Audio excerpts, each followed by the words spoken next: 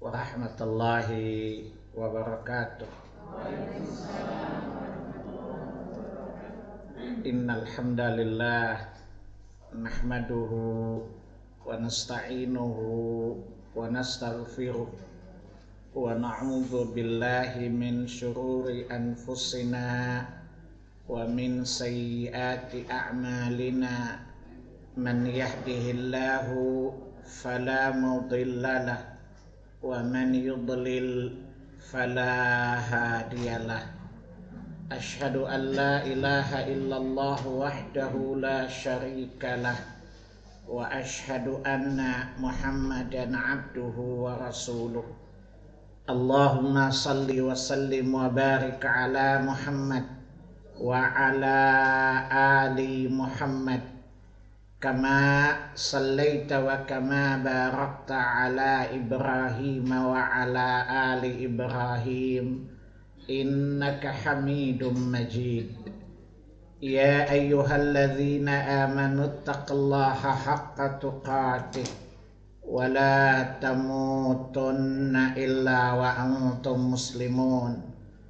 Ya ayyuhalladzina amanu taqullaha wa qulu qawlan sadida yuslih lakum a'malakum wa yaghfir lakum dhunubakum wa may yuti'illaha wa rasulahu faqad faza fawzan 'azima. Amma ba'du fa inna asdaqal hadithi kitabullah wa khairal hadi hadi Muhammadin sallallahu alaihi wasallam wa syarral umuri muhdatsatuha wa kullu muhdatsatin bid'ah wa kullu bid'atin dalalah wa kullu dalalatin finnar.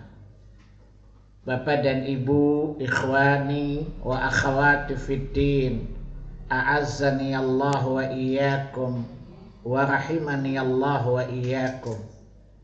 Alhamdulillah, segala puji bagi Allah Subhanahu wa ta'ala atas segala nikmat dan karunia-Nya. Salawat dan salam atas qudwah hasanah kita Rasulullah sallallahu alaihi wasallam. Bapak Ibu, ikhwani wa akhwati fiddin, a'azzani Allah wa iyyakum. Saya mulai kajian kita lanjutan dengan surat 2 Al-Baqarah 238.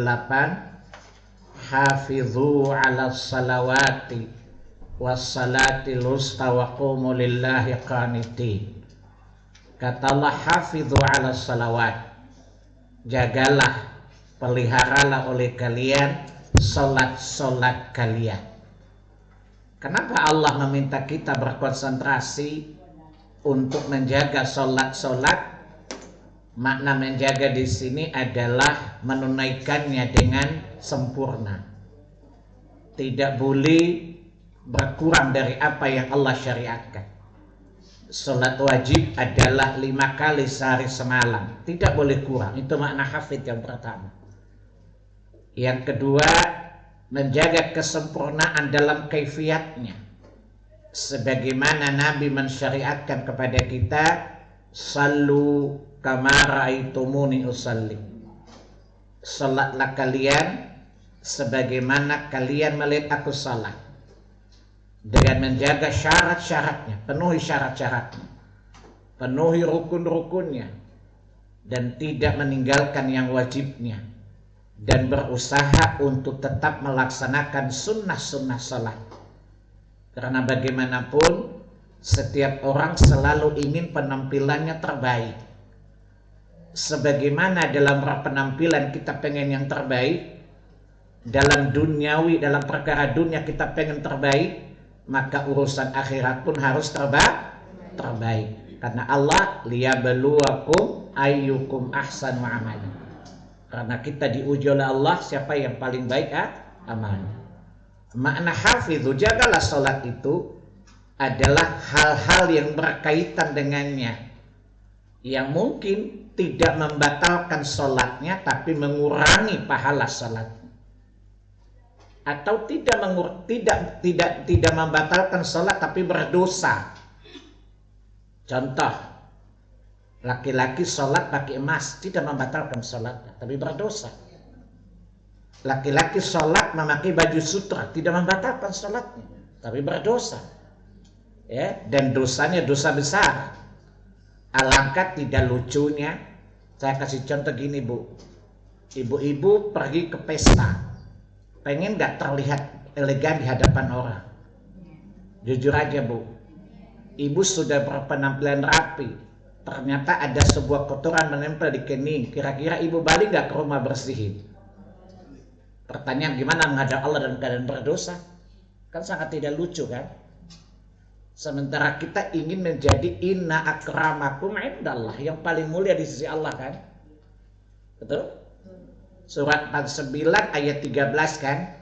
Inna akramakum indallah atqakum, yang paling mulia di antara kalian di sisi Allah. Berarti kemuliaan itu adalah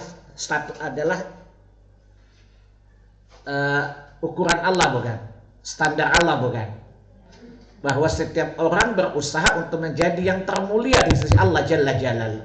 Dia tidak ingin dipandang hina oleh Allah Subhanahu wa ta'ala. Pertanyaannya adalah, mungkinkah kita meraih kemuliaan tadi kalau kita menemui Allah dalam keadaan berdosa umpamanya? Tentu tidak. Paham? Artinya kalau hadap di manusia saja kita pengen terlihat indah, terlihat baik, terlihat sempurna. Gimana di hadapan Allah Subhanahu wa ta'ala? Mungkin tidak membatalkan sholat tapi termasuk maksiat. Harus dijelaskan ulang. Pak Salim, kesalahan sebelum sholat itu membatalkan sholat enggak? Tapi bermaksiat. Kenapa? Melanggar ketetapan Nabi itu maksiat. Masa Nabi bilang A, kita bilang enggak apa-apa, maksiat enggak? Maksiat. Dan bermaksiat kepada Allah dan Rasulnya adalah sebab kehinaan. Ya, antum lihat di Quran surat 4 An-Nisa ayat 14. Wa may ya'sillaha wa rasulahu wa yata'adda hududahu yudkhilhu naran khalidan wa lahu 'adzabun muhin. Orang yang bermaksiat kepada Allah dan Rasulnya. Maksiat dari kata asa artinya lawan dari taat. Lawan dari ayat 13-nya. 13 tentang taat bukan? Bu, coba lihat ayat 13-nya. Wa may yuti'illah wa rasulah kan? Jadi maksiat itu lawan dari taat. Lawan dari taat. Siapa yang bermaksiat tidak taat, maka dia akan masuk neraka dalam keadaan hina. Berarti maksiat itu hina atau mulia? Hina. Tentu kita tidak ingin dipandang hina oleh Allah Subhanahu wa ta'ala. Kita pendek dipandang mulia oleh Allah Subhanahu wa ta'ala. Karena kadang orang Indonesia kan suka remehin, kan gak haram ini. Ya maksiatlah orang Nabi dilanggar, dilawan.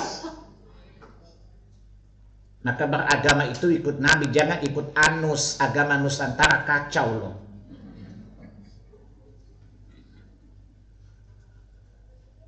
Jelas Bu? Jadi jangan meremehkan sebuah larangan. Dan jangan meremehkan sebuah amalan sunnah. Kecil tapi dia berdampak pada kebaikan. Kecil tapi dia bisa mengurangkan dosa. Jangan remehin sesuatu yang Allah dan Rasulnya perintahkan atau larangan. Ya, jadi tujuan kita memahami kesalahan-kesalahan sebelum, sedang, atau saat dan sesudah salat itu penting untuk menjaga kesempurnaan salat kita. Saya tanya sama ibu, maksiat itu mencacati iman gak? Iman itu catat dengan apa? Maksiat. Sebagaimana iman anti pada maksiat, maka maksiat itu adalah anti pada iman. Lihat surat 49 ayat yang ke-7 di kalimat walakinna Allah habbaba ilaikumul imana wa zayyanahu fi qulubikum wa karaha ilaikumul kufra wal fusuqa wal isyan.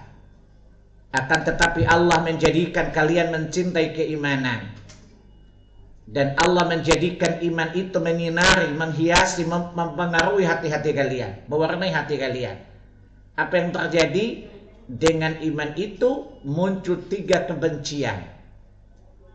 Di mana kita mencintai iman, ibu kalau mencintai laki, ibu benci nggak sama pelakor? Jujur aja deh bu, ibu cinta laki ibu nggak? Kalau ada tanda-tanda pelakor, ibu benci nggak? Nggak usah benci kali, kecuali yang kelima. Kalau keempat masih boleh kali pelakornya. Kata bapak-bapak, kami diuntungkan Ustaz. Ini kampanye gratis buat kami loh. Tapi sekali lagi, laki-laki di depan gak layak poligami ya. Sangat jauh di bawah syarat. Tidak layak. Kalau fit and protest gak layak untuk poligami ya. Gak usah khawatir. Kenapa? Ilmunya cetek. Ya urus diri aja belum beres, ngurusin bini anak orang loh. Ya, tanggung jawab diri di akhirat aja masih belepotan, mau bawa beban banyak lagi. Itu namanya labok, laki bodoh namanya. Ya, baik. Ya, kalau kita benci cinta keimanan, benci kepada kekafiran, kepada kefasikan dan juga maksiat. Ketika kemaksiatan tidak ada kebencian pada hati, iman bermasalah enggak? Jelas? Jadi menentang Nabi itu atau melanggar sunnah Nabi itu maksiat. Jelas? Dan maksiat itu mencacati iman. Karena ayat tadi para ulama menjelaskan apa? Al-imanu yazidu bitta'ah wa yanqusu bil ma'asi. Iman itu bertambah dengan ketaatan. Walaupun dia sunnah, tapi ditaati bertambah keimanan. Walaupun dia sunnah, tetapi itu maksiat. Dan itu mengurangi iman. Bahkan bisa menghilangkan iman. Ibu-ibu, kalau ibu cacat dan bisa diperbaiki, pengen gak cacatnya direnovasi bu? Padahal secantik-cantiknya ibu sempurna tuh dimakan cacing tanah juga kalau koit kan. Sementara iman itu yang datang menemui Allah nantinya ya. Jelas? Kesempurnaan kita di hadapan Allah adalah kualitas keimanan bukan? Ya, misalnya ada orang yang bibirnya sumbing, pergilah ke Bangkok untuk apa? Operasi plastik. Pengen atau Korea ya. Saya taunya Bangkok karena dulu saya ketemu ibu banyak di Bangkok. Ada yang botok, ada macam-macam. Saya tahu karena mereka cerita di kereta waktu saya lagi di belakang mereka. Bukan nguping, emang dengar sih. Kalau nguping itu sengaja dengar, emang dengar sih. Wong dia ceritanya pakai, karena di situ semuanya orang Hong Kong, semuanya dicerita bahasa Indonesia kan. Maka karena saya ketampang saya rada-rada Cina juga. Ya, saya bilang, oh ibu baru habis oplas ya bu. Oh bapak dari tadi dengar lah ibu ceritanya omong kosong dari tadi. Kalau saya bilang bu, nggak usah dioplas kok, waktu mati juga dimakan cacing tanah. Yang perlu direnovasi itu imannya, yang direkonstruksi lagi biar sempurna. Karena iman itu adalah kemuliaan. Innal ladzina amanu wa 'amilus salihati ulaika hum khairul bariyah. Jadi ini sekedar ilustrasi saja. Kalau urusan fisik saja kalau cacat kita perbaiki, gimana iman? Ya tentu iman lebih layak untuk kita perbaiki.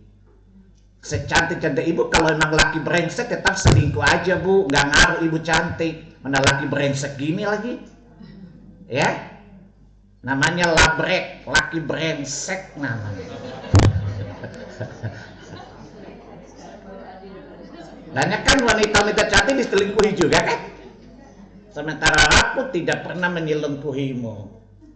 Aku sangat setia dengan janjinya, gak kayak laki lo. Ya, namanya lagok, laki gombal.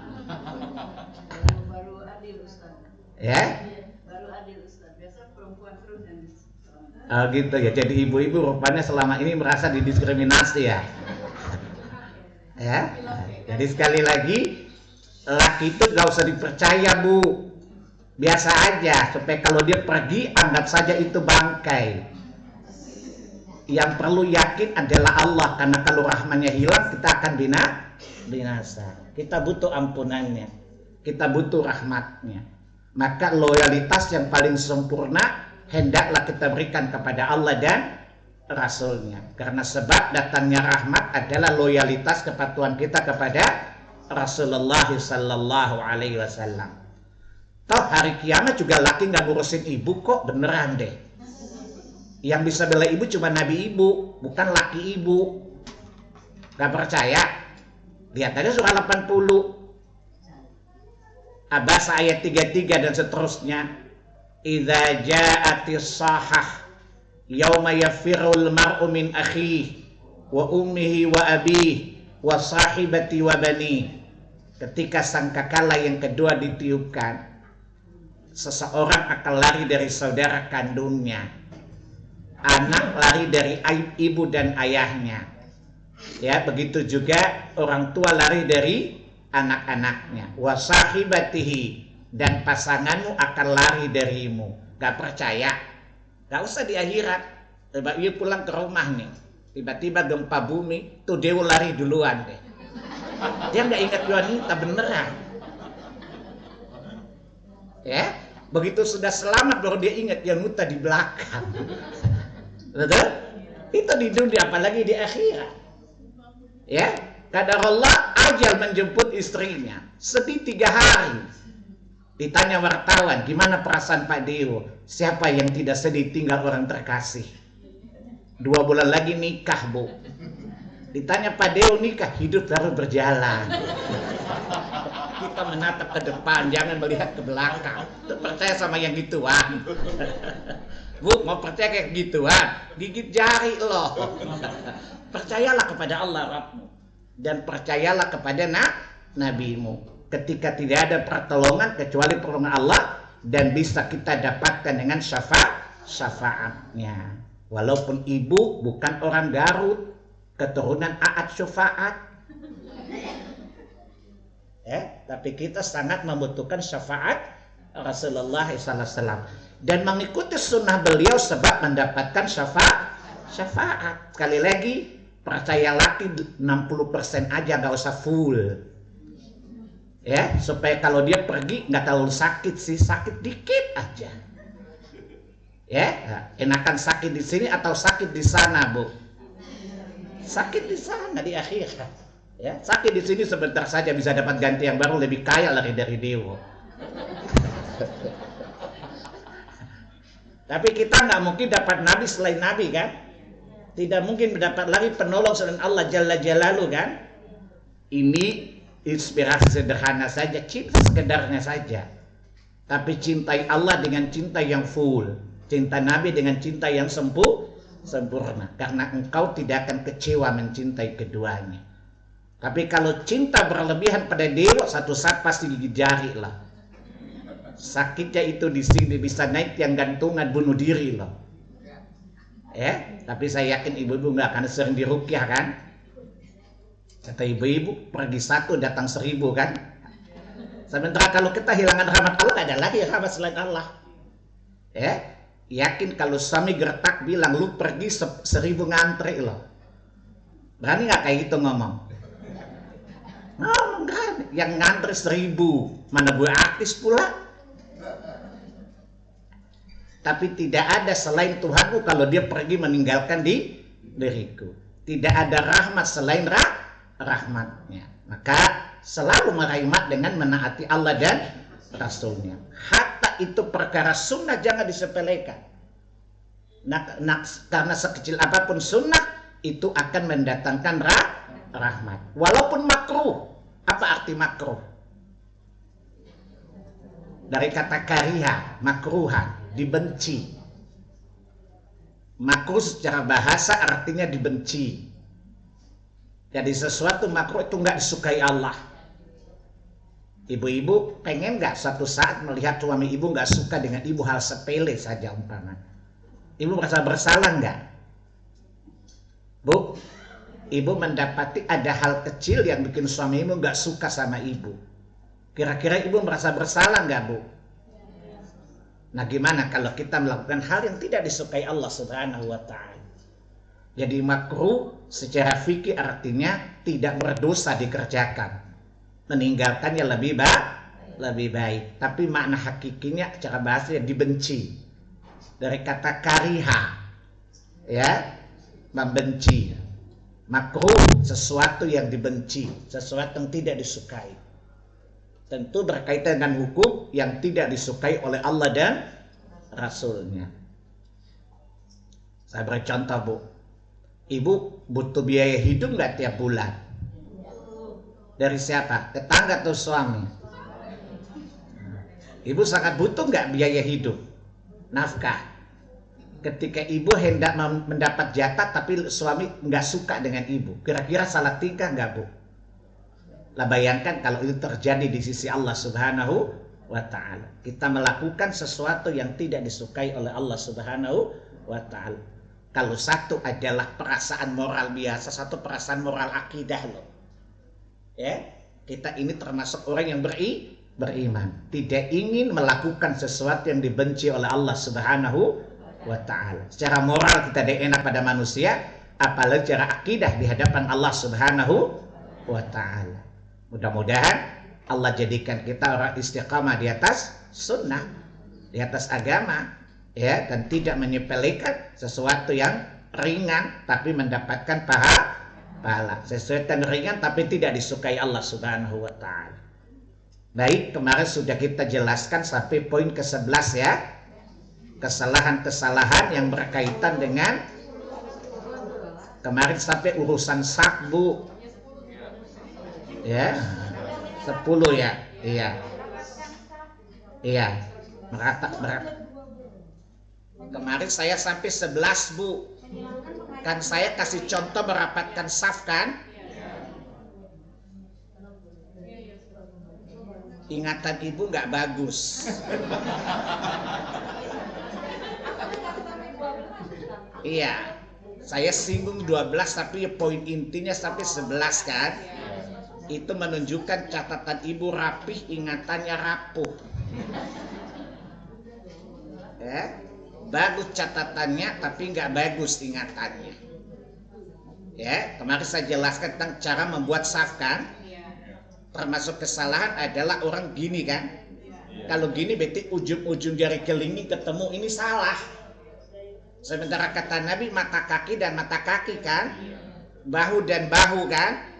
Dan tidak mungkin kecuali kakinya lurus, paham? Dan tidak boleh lebar, kemarin saya katakan. Ya, jadi coba perhatikan hadis yang ada di sana, maka lihat kakinya. Bahu saja, Bu, jangan gini, Bu. Kalau gini kan berarti bahu dan bahu nggak mungkin ketemu dong, paham? Nah, kalau gini, coba satu orang diri deh, Bapak yang langsing aja nih, Bapak yang langsing, biar lincah gerakan. Kalau Bapak ini agak beratan kerjanya, Bapak diri sini. Bapak lurus ke depan gini. Nah, coba Bapak coba nggak kangkang gini. Nggak mungkin ketemu kan walaupun rapat kakinya kan. Paham? Kalau gini kan tidak mungkin bahu dengan bahu ketemu kan. Nah, maka yang benar adalah mata kaki dengan mata kaki. Sehingga mata kaki rapat, bahu dengan bahu juga rapat. Dan ini juga berlaku buat ibu-ibu. Saya lihat di mana-mana saat perempuan nggak benar rapat, maka mulutnya kayak mata ayam. Gak pernah kompromi itu. Makanya di mana-mana persatuan ibu cepat sekali bubar. Saya nggak pernah lihat persatuan ibu itu langgeng. Biasanya awal-awal nyatu, lama-lama kayak kambing tadi. Nyatunya pertama kali, kemudian keluar beda-beda tadi tai kambing. Namanya persatuan tai kambing namanya. Ya, jadi ini coba lihat. Menghadap ke sini, gini aja, Bu, lihat lurus nih. Yang penting tidak sesak ketika sujud. Ya, jadi tidak begini, Bu. Kan kadang-kadang orang gini ya. Kalau gini berarti bahu dengan bahu tidak akan mungkin rapat. Jelas? Maka yang benar adalah kakinya lurus ke depan, ya, mata kaki dengan mata kaki bertemu, bahu dengan bahu juga rapat. Coba gini, Pak, coba angkat gini. Seperti ini ya.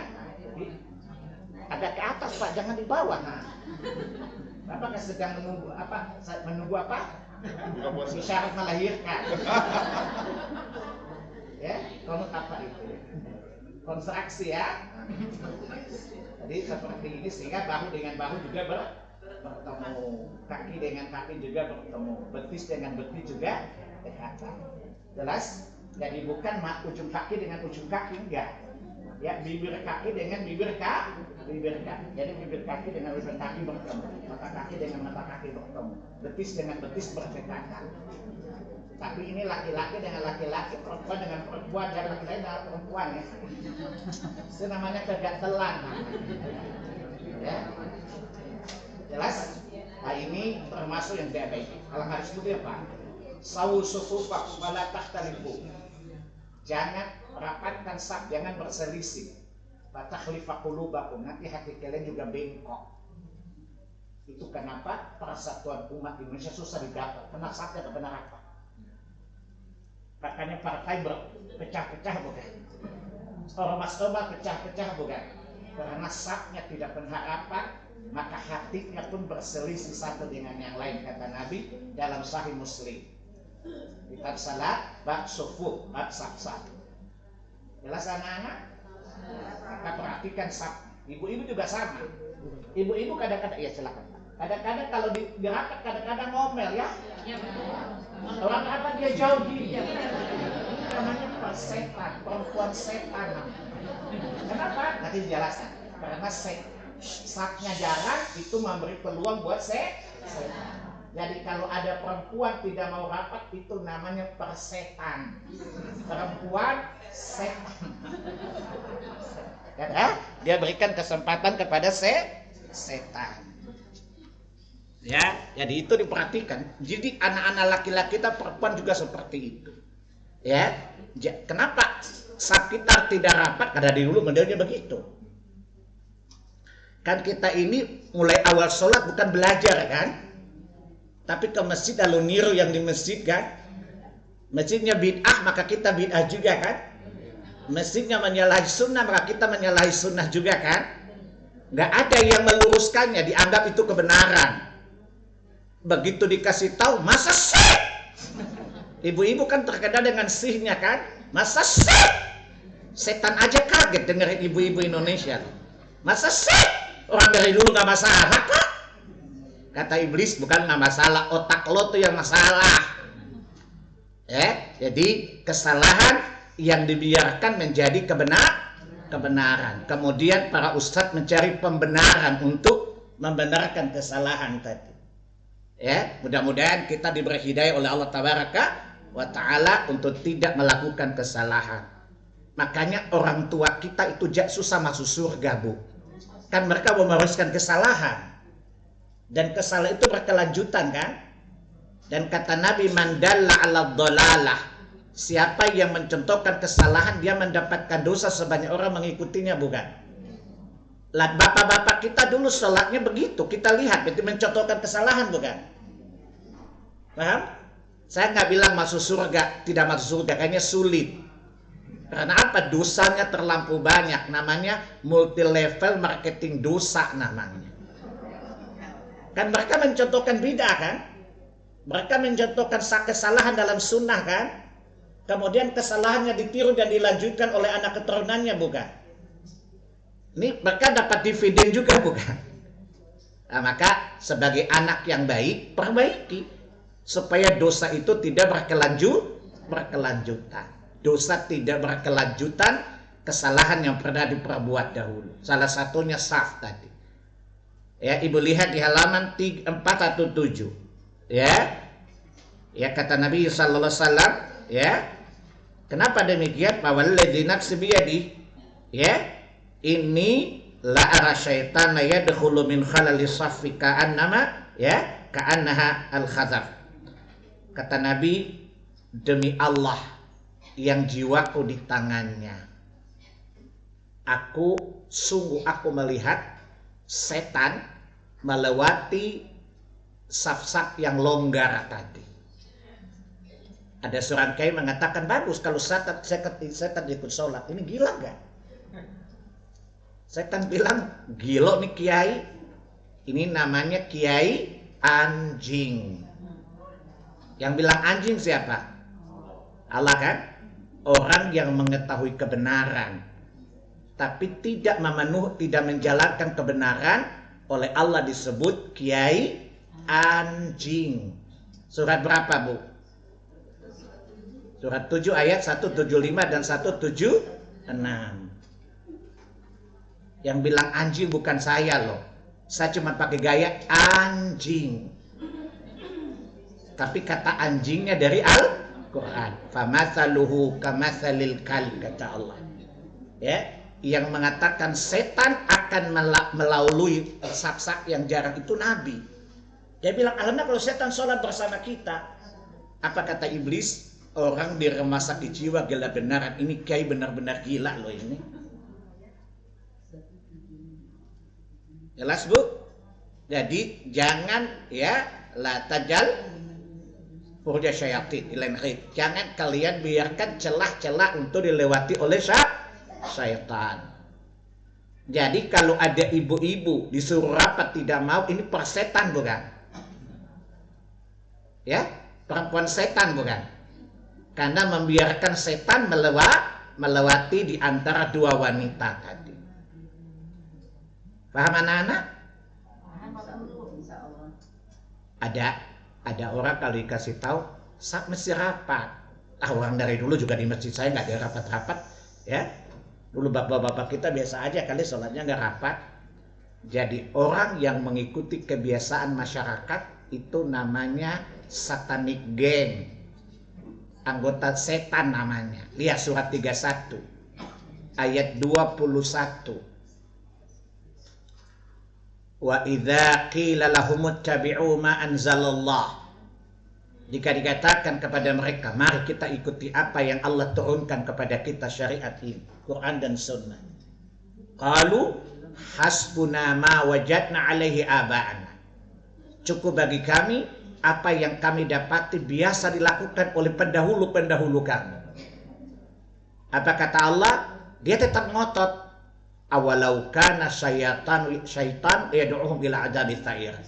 Dia tetap ngotot membenarkan apa yang biasa dilihat dari pendahulunya, walaupun setan mengajak ke neraka. Jadi orang mempertahankan kebiasaan yang salah, apa kata iblis? Lu go banget gitu loh. Lanjutkan bersama kita, bisa tuh ayatnya tadi. Ya, awalau kana syaitanu yad'uhum ila adzabis sa'ir. Dia tetap membangkang, dia tetap membantah, dia tetap fanatik dengan kebiasaan yang salah itu, walaupun setan mengajaknya ke neraka. Maksud Allah nggak waras kan? Udah tahu ke neraka kok ikut. Waras orang. Berarti nggak waras kan? Wal ya'udzubillah. Jelas? Jadi jangan menjadikan kebiasaan orang-orang dahulu sebagai sebuah kebenaran. Ikuti apa yang datang dari Allah dan Rasul. Dan Rasul adalah sebaik-baik pemberi petunjuk. Setan itu perkara gaib bukan? Tapi Nabi melihatnya. Jangan tanya, mana setannya? Kok kita nggak lihat? Ya iyalah. Artinya kita menyaksikan Nabi tidak melihat kan? Tadi Nabi bilang apa? Demi Allah, sungguh aku melihat setan melewati saf-saf yang renggang tadi. Kalau Anda mengatakan, tanya mana setan? Gak kelihatan kok. Artinya Anda menuduh Nabi berbohong bukan? Menuduh Nabi berbohong itu murtad. Batal keislamannya. Karena mendustakan Nabi sama dengan mendustakan Allah. Karena Nabi datang dijamin Allah adalah pembawa kebenaran. Jadi kalau orang tanya, mana gak ada setan, gak kelihatan kok. Lalu setan gimana? Setan sama setan saling melihat? Ya dulu saya kuliah kan teman saya banyak liberal, Bu. Kata teman saya, rapat nanti setan lewat. Gak ada setan. Ya memang setan sama setan mana lihat? Lu kan setan. Mana rambutnya keribu kayak setan bunting, saya bilang. Ya, jadi itu artinya kita mendustakan Nabi. Sementara Allah katakan Muhammad datang membawa kebenaran. Lihat surat 39 ayat 33. Walladzi jaa bisidqi, orang yang datang membawa kebenaran Rasulullah. Berarti Nabi bicara benar gak? Sebab Allah mengatakan dia benar jujur, bukan? Walladzi jaa bisidqi wa saddaqa bihi, dan orang yang membenarkannya. Ulaika humul muttaqun, mereka itu orang-orang yang bertakwa. Ketika ibu menutup saf karena meyakini setan lewat, berarti membenarkan Nabi, bukan? Membenarkan Nabi, tanda Anda itu bertakwa. Ya? Dan salah satu tanda takwa adalah membenarkan apa yang dikabarkan oleh Nabi. Tanya, setan itu perkara gaib, bukan? Tidak ada yang tahu kecuali Allah. Dan Allah tidak kasih tahu gaib kecuali kepada Rasulnya. Lihat surat 72. Surat Jin. Kalau ibu-ibu kan Jun. Ya. Ayat yang ke-26 27. Alimul ghaibi fala yadhhiru ala ghaibi ahada illa man irtada min rasulin. Hanya Allah sajalah yang mengatur perkara gaib, dan dia tidak mengkhabarkan kepada siapapun perkara gaib itu kecuali siapa yang dia ridhoi dari rasulnya. Orang Indonesia kalau dikasih tahu hadis dia percaya, tapi kata Habib percaya, heran gak? Kata Kiai percaya, heran gak, Bu? Ini pintar apa pin bobo? Pintar-pintar bodoh kan? Ya, Nabi bicara gaib, tanya mana setannya. Tapi kalau Habib bicara gaib, percaya, heran gak? Makanya iblis bilang apa? Indonesia nggak usah disesatkan, udah sesat duluan sebelum disesatkan. Ya, kita cuma cukup dari jauh mengatakan lanjutkan bersama kita bisa. Paham? Jadi ini termasuk kesalahan di dalam sebelum salat, tidak merapatkan saf dan membiarkan setan lalu lalang di antara saf-saf tadi. Ini sebuah kejahatan, Bu. Setan itu jahat gak? Setan itu jahat gak? Membiarkan penjahat masuk rumah, dosa gak, Bu? Sama dengan membiarkan setan melewati saf-saf. Paham anak-anak? Kita di mana dosanya Pak Salim kalau kita saat ya tadi setan, membiarkan setan melewati sholat-sholat kita. Setan itu baik atau jahat? Membiarkan musuh ada di antara kita, itu dosa tidak? Allah katakan syaitan itu musuh kalian yang sangat nyata. Maka hati-hati. Dan salah satunya dia mendatangi kita ketika salat, makanya salatnya nggak khusyuk. Ya, imam lama dikit aja protes, emang salatnya nggak khusyuk. Buset si imam lama amat bacanya. Lihat terutama ibu-ibu. Ya, saya pernah mimpin ibu-ibu sholat tarawih. Bacanya agak lamaan sih. Kan 8 rakaat, 1 juz. Selesai ibu-ibu selonjoran. Ada yang gini-gini. Lama, Pak. Saya nggak komen. Begitu selesai dia gibah. Gibahnya lebih lama dari waktu sholatnya. Lalu saya bilang, kenapa senyum Pak? Tadi sholat lama antum protes kan? Gibah biasa aja kali. Rupanya antum tadi sholat gak khusyuk karena safnya gak rapat kan? Setan lewat, makanya lu jadi persetan, perempuan kesetanan. Habis sholat gibah. Dan gibahnya tadi kita sholat cuma 1 jam 12 menit. Ini gibah di 3 jam gak stop-stop. Masya Allah. Jadi ini namanya persetan. Perempuan setan, waliya'udzubillah, karena membiarkan safnya dilewati oleh setan. Baik, ibu lihat berikutnya yang 12 ya, menyilangkan atau menggenggam jari. Kalau di masjid tangan tidak boleh gini, Bu. Ya, tidak boleh menggenggam tangan atau tidak boleh gini, biasa saja. Ya, ini hadisnya agak panjang tapi dipotong oleh Ustadz Yazid Hafizah rahimallahu taala. Jadi Nabi melarang kita ketika di masjid tangan kita menggenggam. Ya, begini saja Bu. Ya, sebab ini mendekati ibadah orang lain bukan? Orang sana kalau ibadah kan gini kan? Ya, dulu saya punya teman suka gitu-gitu. Saya tanya, tuh kepalamu lagi pusing. Tapi karena kami orang Ambon dianggap biasa saja. Ya, kita lagi makan, saya baca Bismillah, dia gini dulu lama sekali, terus gini. Saya tanya, dia bilang, kok baca doamu kok singkat sekali? Saya baca Bismillah, kok pendek sekali? Saya terangkan Bismillah 2 jam. Dia bilang, puji Tuhan, haleluya. Pendek tapi luas. Setan lo yang ngomong Tuhan saya, kenapa Tuhan lu yang dipuji? Itulah bahasa Islam, simple tapi padat. Nama Jawami'ul Kalim. Ya, simple tapi padat. Kalimat bila saya jelaskan 2 jam. Sampai kami terlambat ikut rapat karena saya terangkan Bismillah. Duduk dulu. Mana yang lebih logis, punya lu atau punya gua? Jadi kami tokoh-tokoh agama Buddha Maluku ikut sebuah pertemuan. Kadarullah saya ketemu sama teman Katolik satu kamar. Sesudah itu dia pindah kamar dari saya. Dia bilang ke temannya, saya takut murtad. Itu anak itu pintar sekali kalau ngomong. Saya takut ragu dengan agama saya. Kan dia ditanya gini, kenapa lu jelaskan sama-sama sales kan? Kita sama-sama menjual produk kita, siapa yang paling high quality produk. Siapa tahu lu tertarik. Gak usah basa-basi deh saya bilang. Kan kita di sini ustadz sama pastor sama pendeta kan. Ya difasilitasi Pemda untuk kerukunan umat beragama.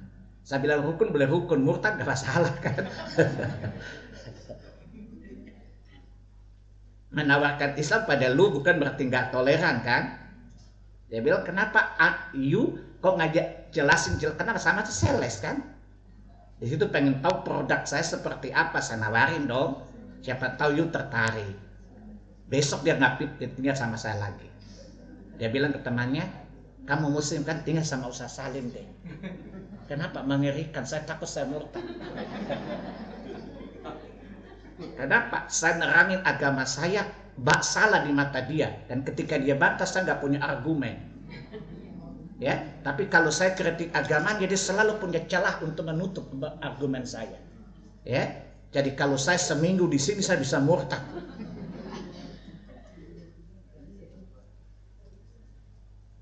Saya diajari ibu saya selalu mempengaruhi, tidak boleh dipengaruhi. Mewarnai, tidak boleh diwarnai. Pede aja lagi. Orang Islam kata Nabi apa? Ada termiti al-Islamu ya'lu. Islam itu agama yang paling tinggi. Ya, jadi dia mewarnai. Liyudhirahu 'ala ad-dini kulli. Ya, surat 9 ayat 33. Liyudhirahu 'ala ad-dini kulli. Agama itu datang untuk mengalahkan agama yang lainnya. Ya. Jadi kita mewarnai agama lain, bukan agama lain mewarnai kita. Ya, kita yang mengisi ruang-ruang kosong, bukan diisi oleh orang-orang kafir. Liyudhirahu 'ala ad-dini kulli walau karihal musyrikun. Walaupun aku tidak suka. Baik. Ya, jadi termasuk salah itu ketika di masjid duduknya begini. Ya, atau begini. Biasa saja. Boleh begini, ya tapi jangan gini juga kali. Ya. Jadi tidak boleh menggenggam tangan atau seperti ini. Kenapa demikian? Kata para ulama sebagian karena menyerupai ritual agama orang lain. Ya, orang sana kan ibadahnya gini bukan? Ya, dan ini menyerupai ibadah orang lain. Dan antum lihat dalam Quran surat 3 ayat 156. Di awal ayat itu Ya ayyuhalladzina amanu la takunu kalladzina kafaru. Wahai orang-orang beriman, janganlah kalian menyerupai orang-orang kafir.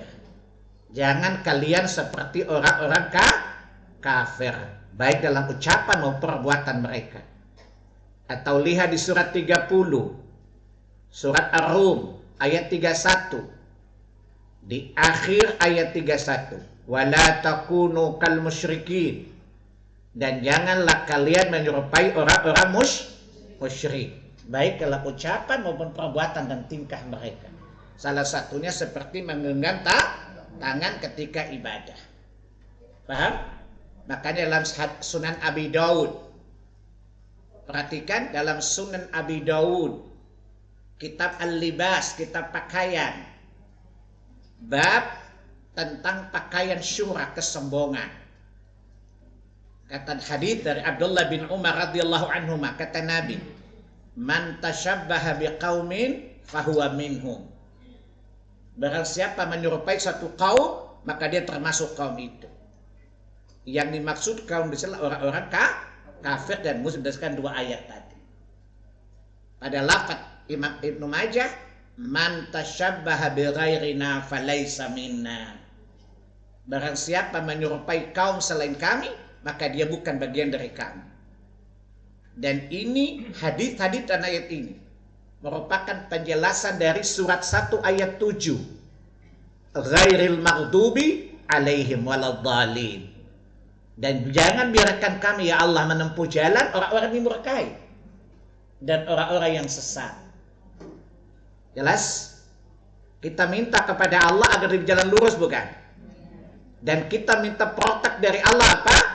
Ghairil maghdubi alaihim waladhdallin. Bukan jalan orang yang pemurkai. Bukan pula jalan orang yang sesat. Dan orang Islam, orang yang dimurkai dan orang yang sesat. Spesifik Yahudi dan Nasrani. Jangan kita minta tidak menempuh jalan mereka, tapi menyerupai mereka. Faham anak-anak? Kita berharap kepada Allah untuk tidak diberi jalan mereka. Allah menutup jalan mereka dari kita. Kita hanya mengikuti jalan an'amallahu alaihim. Jalan orang-orang diberi nikmat, bukan orang yang berkahi, bukan orang yang sesat. Maka kata dua ayat tadi, wala takunu kalladzina kafaru. Jangan menyerupai orang kafir. Wala takunu kal musyrikin, dan jangan menyerupai orang-orang musyrik. Nabi menutup seluruh pintu-pintu tadi. Salah satunya adalah di masjid, jangan seperti ini tangannya. Ini namanya sadu dzara'i, dalam kaidah usul fikih. Menutup pintu-pintu atau peluang-peluang kepada kejahatan. Namanya sadu dzara'i namanya. Menutup peluang. Awalnya kita niru gini. Ya, lama-lama cara doanya seperti itu. Lama-lama murtad enggak? Ya, maka Nabi menutup peluang-peluang untuk menuju ke sana. Bahasa usul fikihnya namanya sadu dzara'i namanya. Menutup pintu-pintu. Ya, yang bisa mengeluarkan kita dari Islam, yaitu tasyabbuh, menyerupai orang kafir. Itu pintu keluar, bukan? Ya, hari ini menyerupai, besok-besok bisa menganggap agama mereka benar, bukan? Ya, lama-lama lalu murtad. Maka Nabi menutup pintu-pintu tadi. Ya, saya ulangi, larangan ini karena hikmahnya menyerupai orang kafir. Dan kita minta kepada Allah supaya tidak mengikuti jalan mereka. Surat 1 ayat 7 tadi. Faham anak-anak? Lalu Allah melarang kita tadi. Surat 3156. Surat 30 ayat 31 tadi. Wala takunu kalladzina kafaru. Hai orang beriman, janganlah kalian seperti orang-orang kafir. Jangan menyerupai orang kafir maksudnya. Wala takunu kal musyrikin, dan jangan kalian menyerupai orang-orang musyrik. Makanya setiap Allah menyebutkan kata Ibrahim, wa ma kana minal, dia tidak menyerupai orang-orang musyrik. Dan kita salah satu iftitah apa? Wa ma ana minal musyrikin. Saya tidak termasuk orang-orang musyrik. Sehingga tidak boleh menyerupai mereka.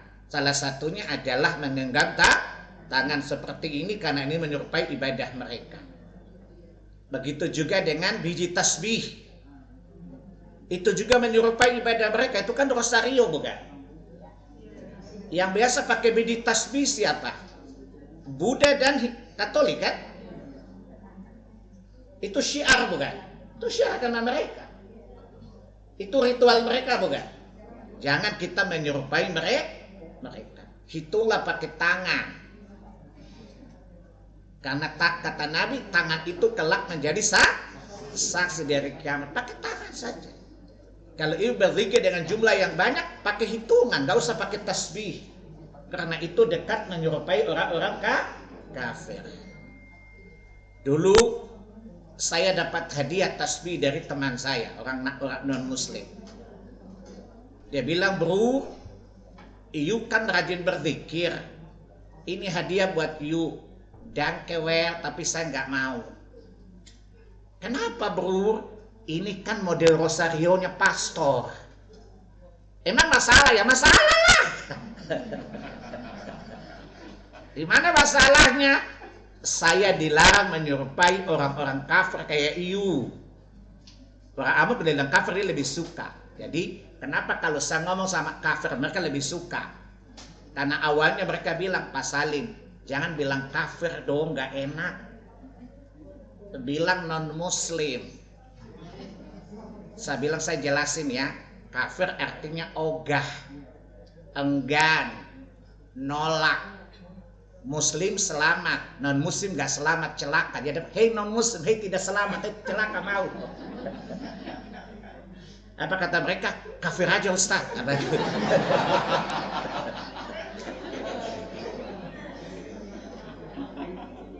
Kan muslim orang yang selamat kan? Non-muslim, hei orang tidak selamat, mau loh. Apa kata dia? Kafir aja Ustaz. Lebih logis kafir daripada non-muslim, baru tahu saya. Jelas? Sejak saat itu kawan saya lebih suka dipanggil kafir daripada non-muslim. Ya? Kan muslim dari kata salima yaslama muslimatan, yang selamat bukan? Non-muslim tidak selamat kan? Saya tanya, you tahu nggak apa? Hei orang tidak selamat, mau nggak? Enggak. Ya, sementara you anggap saya domba sesat. Kan gak lucu, domba sesat manggil pawangnya adalah orang tidak selamat. Lebih cerdas domba apa penggembalanya? Ya, sejak saat itu kawan saya nggak mau dipanggil non-muslim, tapi lebih suka dipanggil kafir. Hei kafir, gimana kawan?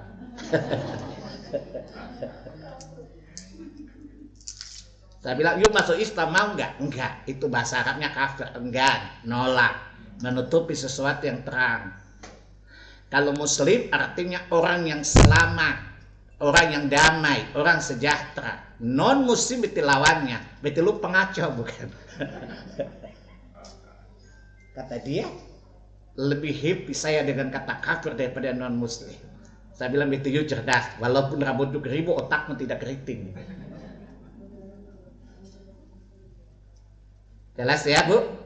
Jadi itu karena tasyabuh, menyerupai orang kafir dalam ibadah-ibadah mereka. Ibu-ibu kerudungnya juga perhatikan, jangan sampai modelnya menyerupai berawat itu tasyabuh. Karena itu pakaian ibadah mereka, tidak boleh kita serupai. Kemudian yang ke-13, ucapan sebagian makmum saat iqamat salat dikumandangkan, ya, aqamahallahu, ya, wa adamaha. Ya, ini adalah doa yang lemah, ya, tidak bisa dijadikan hujah. Ya, diriwayatkan oleh Abu Daud dalam Sunan Abi Daud, ya, hadis nomor 508, adalah ada perawi mubham, ya, tidak disebutkan namanya, ya, dan tidak dikenal sebagai perawi yang thiqah. Jadi Bu, dalam ilmu hadis itu seseorang diterima hadisnya itu minimal 3 kriteria. Pertama, muttasil, artinya nyambung dia betul-betul bertemu dengan narasumbernya. Jadi nggak boleh bilang konon kabarnya, nggak bisa. Saya mendengar si fulan itu ngomong. Dan secara ilmiah dia bertemu dengan orang yang ngomong. Makanya setiap perawi dicatatkan tanggal lahirnya. Misalnya, saya dengar dari kakek saya ngomong, sementara waktu dia lahir kakeknya udah mati. Ini kan omong kosong kan? Maka ini namanya tidak muttasil, tidak nyambung. Namanya munqati, terputus periwatannya. Ini termasuk hadis dhaif. Yang kedua, ya, jadi pertama dari aspek waktunya. Yang menyampaikan benar-benar bertemu dengan yang menyampaikan sebelumnya. Jadi dia bertemu dengan narasumbernya. Terus sampai ke atas, namanya sanad. Sanad itu artinya transmitter. Tahu transmitter nggak, Bu? Penghubung.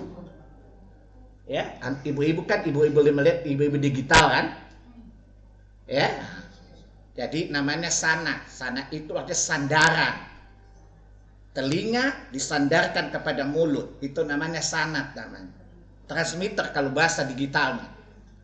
Tersambung sampai Nabi. Jadi si A bertemu si B harus ketemu. Maka dicatatkan tanggalnya. Itu namanya muttasil. Yang kedua, dari sisi integritas. Orangnya thiqah. Orang ini terpercaya. Tidak cacat moral. Tidak tukang bohong kayak Mulyono umpamanya. Gak boleh. Ya. Orangnya thiqah. Jadi tidak cacat moral. Punya integritas bagus. Tidak suka bermaksiat. Ya, bukan pelaku dosa besar dan sebagainya, atau sering bukan dosa kecil.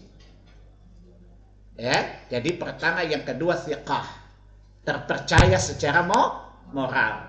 Dia punya integritas, tidak suka bohong, tidak suka bercanda yang berlebihan. Pokoknya orangnya oke deh. Ya. Yang ketiga, dhabit, kemampuan ingatannya, berarti tingkat kecerdasan intelektualnya. Kayaknya ibu-ibu dari kedua, pertama mungkin dipercaya, tapi kedua nggak bisa dipercaya. Makanya ibu-ibu nggak Allah pilih jadi sahabiat, kan hafalannya nggak bagus. Dulu Pak Dewo jadi sahabat, hadis nggak sampai ke Indonesia, hafalannya cetek begini. Kalau kita dipilih, kemungkinan saya dipilih jadi sahabat, ingatannya lumayan bagus. Ya, maka syarat ketiga dhabit. Dhabit itu artinya cerdas, kuat hafalannya, daya ingatnya bagus. Daya ingat berkaitan dengan intelektual. Jadi orang diterima hadisnya itu adalah, ya, pertama adalah muttasil, benar-benar dia mendengar hadis dari gurunya dan itu sampai kepada Nabi. Ya, jadi transmitternya itu tersambung, tidak boleh munqati, terputus. Yang kedua, tidak cacat moral. Namanya thiqah. Yang ketiga, cerdas. Dhabit. Ya. Kemudian mubham itu artinya anonim. Bahasa Indonesianya anonim. Antum dengar dari siapa? Ada deh. Ini anonim namanya. Dalam ilmu hadis tidak diterima, hadis anonim. Paham? Di sini perawinya mubham, tidak disebutkan namanya. Berarti anonim dalam bahasa kita. Anonim orang yang tidak punya nama, enggak dikenal kan? Nah, maka hadis ini adalah hadis dhaif. Dan dalam menetapkan hukum tidak boleh berdasarkan hadis dhaif. Orang bilang biar dhaif hadis juga. Jawab, lah itu belum dari Nabi kan, namanya juga dhaif. Artinya bisa dari Nabi, bisa juga tidak kan? Dipastikan bukan dari Nabi, orang nggak jelas informannya. Kadang-kadang kita kan kiai-kiai kita kadang-kadang gilo loh. Dhaif hadis juga kan? Coba tanya siapa Pak Mulyono. Dia nggak ngomong, tapi orang atau nakan. Kira-kira dibilang, bohong kata presiden juga, bisa nggak? Nggak mau kan? Nggak bisa kan Bu? Anda nggak percaya kalau sekedar mengatamakan presiden bukan? Apalagi Nabi. Sebab kata Nabi, man kadzdzaba alayya muta'ammidan falyatabawa maqadahu minan nar. Siapa berdusta atas namaku bersedia mengambil tempatnya di neraka. Di neraka. Nggak boleh. Karena berdusta atas nama Nabi berbeda dengan berdusta nama manusia selain Nabi. Karena berkaitan dengan keyakinan, berkaitan dengan hukum dan semacamnya. Halal bisa jadi haram gara-gara mengatasnamakan Nabi bukan? Ya, sesuatu yang tidak ada menjadi ada karena mengatasnamakan Nabi bukan? Makanya itu dijaga oleh Islam. Beda dengan agama lain. Agama lain tidak punya sanad, tidak punya perawi-perawi yang seperti tadi. Makanya antum kalau tanya agama lain, itu si murid dengar dari siapa? Siapa dari? Nggak ada transmitter. Tidak ada sanadnya.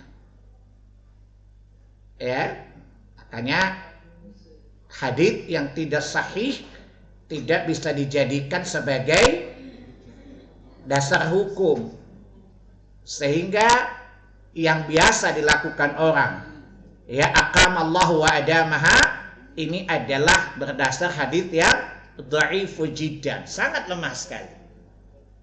Dan hadits yang sangat lemah tidak bisa dijadikan sandaran hukum. Ya, ghairu ma'mul bih, tidak boleh beramal dengannya.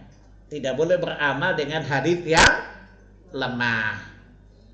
Jelas ya? Jadi ada haditsnya tapi haditsnya lemah. Abu Daud tadi dalam kitab azan, ya, dan iqamah. Tetapi haditsnya sangat lemah sehingga tidak. Kalau ditanya, lu jawab apa? Jawab sebagaimana apa yang diucapkan muadzin berdasarkan hadits yang sahih. Jika kalian dan azan itu bisa berarti iqamah juga ya, maka ucapkan seperti apa yang dia ucapkan. Kecuali ketika dia mengatakan hayya 'alas salah, hayya 'alal falah, kalian katakan apa? La haula wala quwwata illa billah. Kalau selesai, kalian jawab la ilaha illallah, sebagaimana kalimat terakhir asyhadu an la ilaha illallah wa asyhadu anna muhammadar rasulullah, raditu billahi rabba wa bi muhammadir rasulah wa bil islami dina. Kemudian baca doa azan, Allahumma salli ala Muhammad wa ala ali Muhammad, Allahumma rabba hadhihi da'wati tammah wassalatil qa'imah, dan seterusnya. Adapun wa aqamallahu wa adama adalah hadits yang sangat dhaif sehingga tidak bisa dijadikan dasar amalan. Ghairu ma'mul bi, tidak boleh beramal dengannya. Paham anak-anak? Baik. Kemudian yang ke-14, sholat di antara tiang-tiang masjid. Jadi saf tidak boleh ada di antara dua tiang masjid, kecuali memang tidak ada tempat, apa boleh buat. Ya, karena ini terlarang. Ya. Dari Muawiyah bin Qurra, dari ayahnya, ia berkata, dahulu pada zaman Rasulullah SAW kami dilarang mendirikan shaf di antara tiang, dan kami benar disuruh keluar dari tiang-tiang itu. Ya, hadits Ibnu Majah dan sanadnya sahih. Lihat Sunan Ibnu Majah, kitab salat, bab dilarangnya salat di antara tiang. Biasanya para arsitek Islam sudah paham. Ya, lain kali kalau bangun masjid yang ada tiang-tiangnya. Saya pernah cerita sama seorang arsitek. Susah Ustaz, kalau 2 lantai. Itu buktinya saya bilang itu tol juga di bawah tidak ada tiang. Betul kan? Bisa saja tuh tiang, tidak ada tiang di bawah juga biasa aja. Coba yuk mikirin deh. Tapi kalau memang harus, biasanya arsitek harus paham mendesain ada saf untuk saf yang tidak ada di tiang-tiang itu ya. Misalnya tiangnya di tengah, di belakang, di depan saf ya, sehingga tidak nanti ada saf berada di antara tiang. Tadi sahabat yang tabi'in mengatakan, aku dengar ayahku berkata, di masa Nabi kami dilarang untuk sholat di antara tiang-tiang. Dan Nabi menyuruh kami keluar dari tiang-tiang itu. Ini kalau kondisinya normal. Tapi kalau misalnya masjidnya penuh, sehingga tidak ada space lagi, apa boleh buat? Tai kambing bulat-bulat. Ya, apa boleh buat? Jadi itu termasuk kondisi dimaafkan. Tapi kalau tidak dibutuhkan, nggak boleh. Ya, karena kaidah agama, ad-daruratu tubihul mahzurat. Sesuatu yang terpaksa, maka yang haram pun dibolehkan. Ya, akhirnya tidak ada pilihan lain kecuali itu. Dalam kaidah agama apa? Ad-daruratu tubihul mahzurat. Kalau sesuatu terpaksa, maka yang haram pun dibolehkan.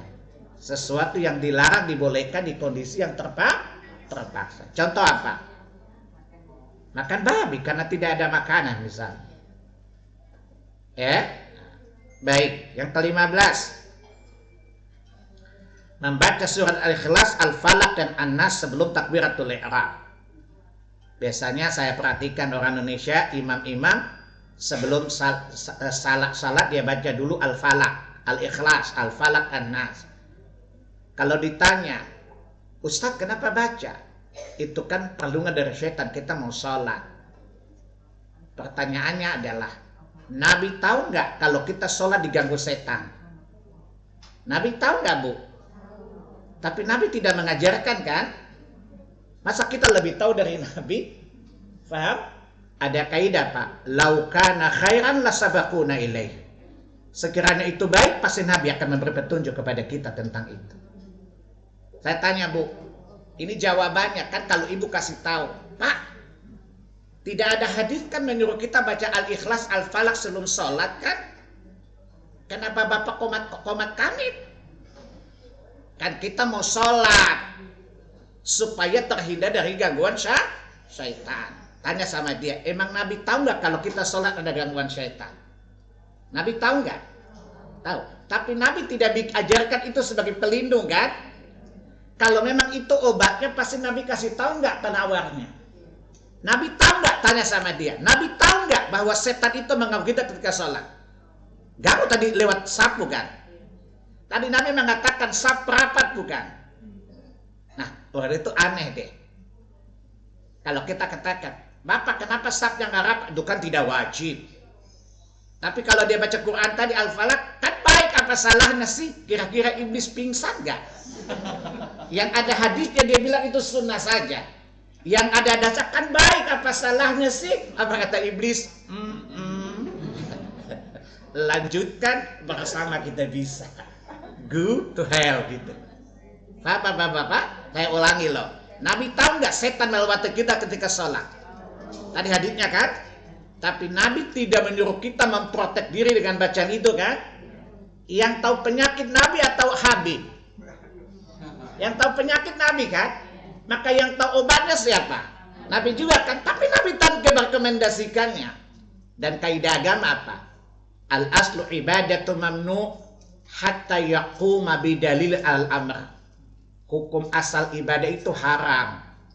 Tidak boleh dikerjakan sampai ada dalil. Tidak boleh. Ya itu namanya Ustadz Sukhoi. Suka-suka oi. Tidak boleh. Paham? Ini termasuk kesalahan. Bid'ah. Kok bid'ah sih? Jawab aja iya sih. Kenapa bid'ah? Membaca Quran ketika sholat urusan agama atau dunia? Masih ingat gak? Kapan satu perbuatan disebut bid'ah? Apabila terpenuhi berapa unsur? 3 unsur. Pertama, ihdath, perkara baru. Kedua, dalam urusan agama. Ketiga, tidak ada dalilnya. Paham? Dasarkan hadits Bukhari Muslim. Man ahdatha fi amrina hadza ma laysa minhu fahuwa raddun. Barang siapa ada perkara baru dalam urusan agama kami ini yang tidak ada dalil padanya, tertolak. Itu riwayat Bukhari Muslim. Riwayat Muslim, kullu muhdatsatin bid'ah. Setiap perkara baru itu adalah bid'ah. Wa kullu bid'atin dalalah. Setiap bid'ah itu sesat. Riwayat Muslim. Riwayat Tirmidzi, kullu dalalatin finnar. Setiap sesat itu di neraka. Jadi satu perkara bid'ah bila terpenuhi 3 unsur tadi. Pertama, perkara baru. Yang kedua, urusan agama. Yang ketiga, tidak ada dalil. Kalau orang mengatakan, kalau ini bid'ah, kenapa yuk pakai handphone? Jawab, handphone kok urusan agama keles.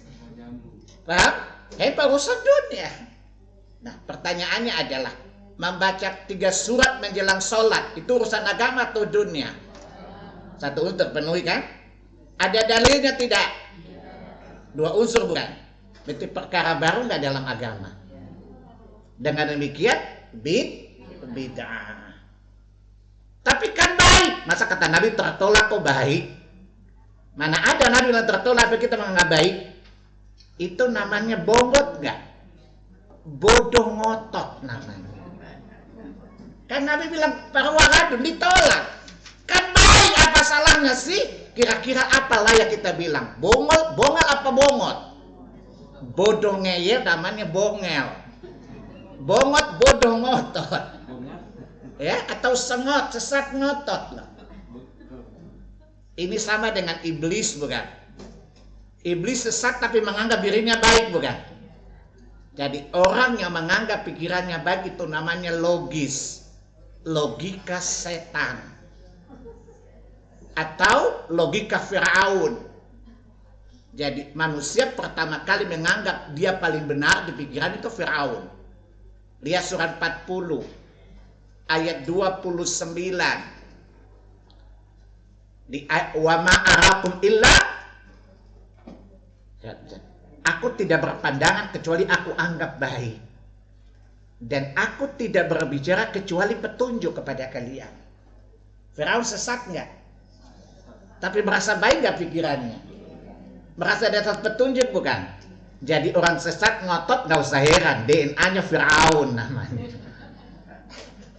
Jelas? Jadi yang pertama kali sesat tapi merasa benar siapa? Iblis. Kemudian anggota geng pertama adalah Firaun. Mereka yang pertama kali berlogika bid'ah tadi. Menganggap pandangannya adalah baik, menganggap pandangannya benar. Ya, menganggap Allah dan Rasul Musa itu salah. Yang benar mereka berdua. Kalau ditanya, kan logis kan? Logis, logika setan. Logis apa bu? Logika setan. Bukan setan bu, setan. Saya kalau jadi artis bisa masuk nominasi ya. Penghayatannya bagus nih ya. Biasa kalau jadi artis kemungkinan antagonis ya. Jelas ya.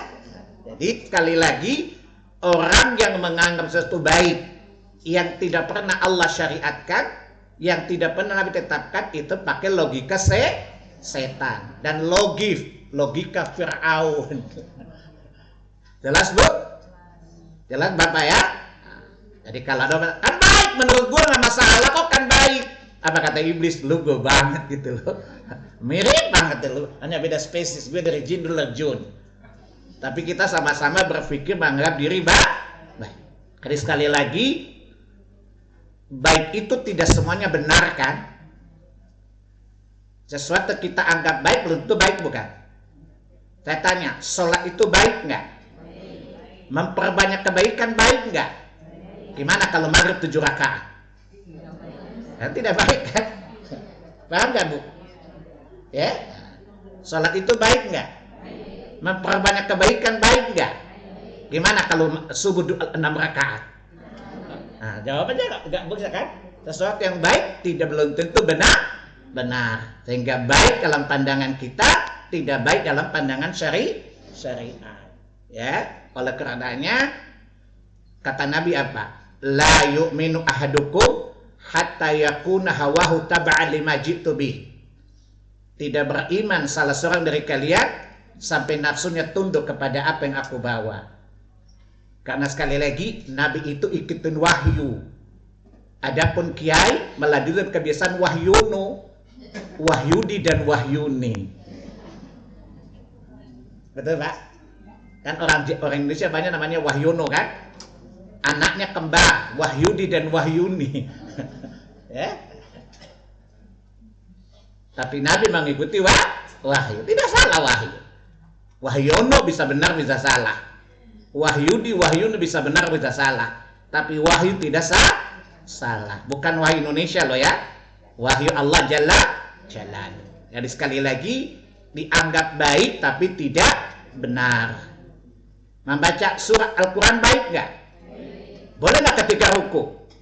Nah ini menunjukkan bahwa sesuatu baik tempatnya berdasarkan syariat, bukan apa yang kita anggap baik. Membaca Quran kan baik. 1 huruf 10 pahala, 10 kebaikan bukan? Tapi boleh nggak baca ketika ruku dan sujud? Tidak boleh. Menunjukkan sesuatu yang dianggap baik oleh akal belum tentu baik menurut syariat. Sehingga supaya ibadahnya kata Pertamina pasti ikut syariat. Pasti pas kata SPBU sih. Ya, walaupun dia timbangannya nggak pas. Ya, tapi menurut syariat pasti pas. Ya, tidak lebih dan tidak kurang, tidak hulu, tidak berlebih-lebihan. Ya, tidak tasahul, tidak memudah-mudahkan. Ya, tidak takalluf, tidak memberat-beratkan, biasa-biasa saja. Ya, karena kita umatan wasatan, umat yang proporsional, umat pertengahan. Pasti pas. Pasti dengan dalil, pas menurut syariat, tidak lebih, tidak kurang. Jadi kalau ditanya apa itu wasatiyah, pasti pas. Paham? Pasti ada dalilnya, pas sesuai ukuran, tidak kurang, tidak lebih. Ya, lebih namanya hulu namanya. Berlebih-lebihan. Itu dilarang oleh syariat. Baik, yang ke-16 melafadzkan bacaan usalli dan semacam. Bu, syubhat berkaitan dengan ini. Alasannya apa? Kan kata Nabi, innamal a'malu binniyat. Amal-amal tergantung niat. Haditsnya sahih kan? Cuman masalahnya Nabi katakan sallu kama ra'aitumuni usalli. Salatlah kalian sebagaimana aku salat kan? Pertanyaannya, pernah Nabi berdiri qomat qamit usalli fardhu salati, ada enggak dalil? Berarti Anda enggak salat seperti Nabi salat kan? Paham enggak? Haditsnya betul. Tapi cara berniat pakai aturan bukan? Tadi haditsnya innamal a'malu binniyat, sahih. Sesungguhnya amal-amal berdasarkan niat. Salat butuh niat itu syarat, sudah kita jelaskan di awal. Tetapi apakah membaca di mulut dan hati itu butuh petunjuk. Dan tidak ada petunjuk Nabi ketika salat qomat qamit. Usalli. Itu bacanya. Sebab kata Nabi sallu kama ra'aitumuni usalli. Salatlah kalian sebagaimana kalian aku lihat salat. Pertanyaannya, ada hadits enggak Nabi ketika salat membaca usalli? Jadi kalau Anda usalli, Anda salat enggak seperti Nabi salat? Enggak kan? Sementara kita diperintahkan salat seperti beliau. Berarti tidak boleh menyalahi dan berbicara salat beliau. Beliau baca usalli, kita baca usalli. Salatnya sama atau beda? Nah kata anak Medan, sudah menumpang melotot kentut pula kau. Numpang syariat, ya bikin syariat Nabi. Kita ini penumpang, kenapa gotot? Paham? Syariat itu mengantarkan kita kepada kemuliaan bukan? Numpang, namanya penumpang gak boleh ngatur. Ngikutin aja. Kenapa? Kan baik, apa salahnya? Ini kata anak Medan apa? Sudah menumpang melotot kentut pula kau. Kurang aja enggak? Kurang aja kan? Jelas ya? Nah, ini logika syariat. Niat haditsnya benar. Tapi saya akan bilang, dalil dalam kaidah usul fikih gini Bu, perhatikan. Dalil yang umum tidak boleh dipraktikkan dalam kondisi khusus kecuali ada dalil. Contoh apa? Innamal a'malu itu dalil umum. Apa lafaz niat? Dalil khusus bukan? Kapan membacanya? Butuh dalil khusus bukan? Perhatikan kaidahnya. Dalil yang umum tidak boleh diaplikasikan di kondisi khusus kecuali ada dalilnya. Allah suruh kita sholat, apa kita sholat suka-suka kita? Enggak kan? Sholat berdasarkan petunjuk, sama dengan niat. Faham? Jadi ini karena kita nggak faham, lalu Ustaz bilang, kan Allah suruh berniat. Jawabannya tadi, dalil yang umum tidak boleh diaplikasikan dalam praktek yang khusus kecuali ada dalil yang khusus pula. Faham anak-anak? Contoh, Allah suruh kita zikir banyak-banyak. Maka zikirlah sebagaimana sunnah Nabi, bukan apa yang kita sukai kan? Maka dalil yang umum tidak boleh diaplikasikan dalam kondisi khusus kecuali ada dalil yang menjelaskan kekhususannya. Contoh, salu, misalnya dirikan salat. Apa kita sholat suka-suka kita? Enggak kan? Kapan sholat? Gimana cara sholat? Mengikuti petunjuk bukan? Jadi dalil umum harus butuh petunjuk khusus dalam mengaplikasikannya. Semua herbal itu obat bukan? Tapi setiap manfaat untuk penyakit apa butuh penjelasan bukan? Paham? Itulah agama. Ya, dalil umum tidak bisa diaplikasikan kecuali dengan penjelasan khusus. Itu kaidahnya dihafal tuh. Paham anak-anak? Itu dalil umum. Kapan? Di mana? Bagaimana modelnya? Itu ada petunjuk spesifik untuk menjelaskan keumuman tadi. Nah, kadang-kadang kita ngaji kan kaidah ini nggak dibahas kan? Sehingga kita kasih buta lagi dituntun si tuli kan? Namanya orang buta dituntun sama si tuli ikut aja. Oh kita nggak paham? Paham anak-anak? Jadi hadis tentang niat benar, tapi mengeraskan niat tidak ada petunjuknya, sehingga cukup di hati saja. Paham? Tidak dengan mengeraskannya. Di sini yang dibid'ahkan bukan niatnya, yang dibid'ahkan adalah ucapannya. Kenapa? Karena tidak ada petunjuknya. Sebab kata Nabi apa? Sallu kama ra'aitumuni usalli. Itu kaidahnya tadi. Salatlah kalian sebagaimana kalian melihat aku salat. Kalau Kiai bilang, "Enggak apa-apa, kan baik." Kalau begitu rukunya 2 kali Pak Kiai, kan baik juga. Kan Nabi rukunya sekali, sama Nabi juga enggak lafadzkan dia. Paham Bapak-bapak? Jadi kalau kita katakan, Nabi kan tidak melafadzkan niat Pak Kiai. Oh tidak apa-apa, yang penting baik. Gimana kalau rukunya kita tambah 2 Pak? Tidak boleh, Nabi cuma sekali, sama Nabi tidak baca niat kan? Paham nggak? Paham nggak? Jadi orang bidah itu nggak usah pakai dalil, balikin aja bid'ahnya, bingung dia. Saya pernah cerita di sini, saya pernah lewat satu masjid, selalu sholat asar di sana. Ada ustadznya ceramah, amal ini, amal itu, amal ini, amal itu. Ada ibu menyeletuk, Pak Ustadz, tadi amalnya banyak, dalilnya mana? Ini ustadz jawab, gak usah dalil Bu. Dulu Nabi tidak menerangkan karena takut kita repot. Kalau nggak repot gak apa kerjakan. Hanya dia break untuk maghrib. Dia janji mau tanya jawab sesudah maghrib. Terus saya dekatin, Ustadz lagi ada kerjaan nggak? Enggak. Itu nggak repot dong. Nggak. Gimana kalau maghrib 5 rakaat Ustadz? Dia tanya kenapa? Dulu Nabi 3 karena nggak mau kita repot kan. Karena kita gimana kalau 5? Bingung, dan tidak jadi tanya jawab ya pulang. Jadi aneh-aneh kan? Jadi orang berpikir pakai pikiran juga, ya. Tapi mesti pandai juga. Akal ibu mesti panjang. Kalau ibu nggak lidah panjang, akalnya pendek. Yang menjadi problem itu panjang lidahnya, pendek akalnya, cetek imannya. Tapi bukan ibu di sini, ibu di tempat lain maksud saya. Ya, jadi sekali lagi itu kaidahnya. Kenapa nggak boleh? Karena tadi kata Nabi, Sallu kama ra'aitumuni usalli. Kenapa saya jelaskan Allah sendiri, kan Ustadz nggak jelasin. Nanti kalau ibu kenapa nggak boleh? Orang dari dulu juga masalah. Ya aja, karena nggak ada yang permasalahkan. Nah, dulu saya punya dosen bilang, dari dulu nggak masalah. Sesuatu tidak masalah karena dulu Bapak percaya dukun.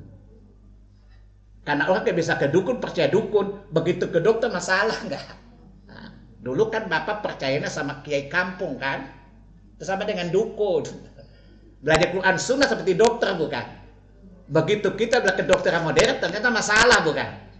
Masalah Pak, sebenarnya gak masalah. Orang bodoh memang gak masalah Pak. Ya, masalah dilihat oleh orang bodoh gak masalah. Tapi ketika dihadapi oleh orang cerdas dibedah masalah bukan? Seperti itulah Quran dan Sunnah dalam menjelaskan masalah. Ya, kenapa tidak masalah? Karena kita nggak tahu ada masalah atau tidak masalah. Ternyata kita belajar agama ternyata itu bermasalah. Paham? Dan tadi kaidah agama apa? Al aslu ibadatu mamnu hatta yaquma bidalilin al amr. Hukum asal dari ibadah itu haram sampai ada dalil memerintahkan. Kan dalilnya innamal a'malu binniyat, ada kaidah lagi. Dalil yang umum tidak boleh diaplikasikan dalam kondisi khusus kecuali ada dalil yang menjelaskan kekhususannya. Paham anak-anak? Maka termasuk kesalahan adalah melafadzkan niat. Adapun niat tetap di hati. Yang dipersoalkan misalnya melafadzkannya. Apalagi keras-keras lagi. Usalli fardhas salatil maghribi. Imam ada 3 rakaat, ngapain pengumuman juga? Ya, Allahu Akbar. Allah itu 7 kilo. Ya. Ya, ini juga termasuk kesalahan-kesalahan di dalam salat. Ya. Itu 16 kesalahan sebelum salat. Saya kira hari ini sampai di situ dulu ya. Saya udah kecapean masalah. Karena tugas guru itu menjelaskan hal-hal nggak dijelaskan di sini. Kalau saya cuma baca saja ibu bingung, kenapa nggak boleh? Kenapa nggak boleh? Maka ditetapkan kaidahnya. Sehingga tahu, oh ternyata nggak boleh alasannya ini. Oh boleh alasannya ini. Jelas anak-anak? Ya cikgu aja. Anggap saja ibu Ipin Upin lah. Ya. Baik, saya kira itu kesalahan-kesalahan sebelum sholat ada 16 kesalahan. Insya Allah kita bertemu tahun depan. Ya. Kesalahan ketika sedang sholat dari takbir sampai salam. Baik, saya kira dari saya cukup. Saya kembalikan kepada moderator. Saya mau diapain?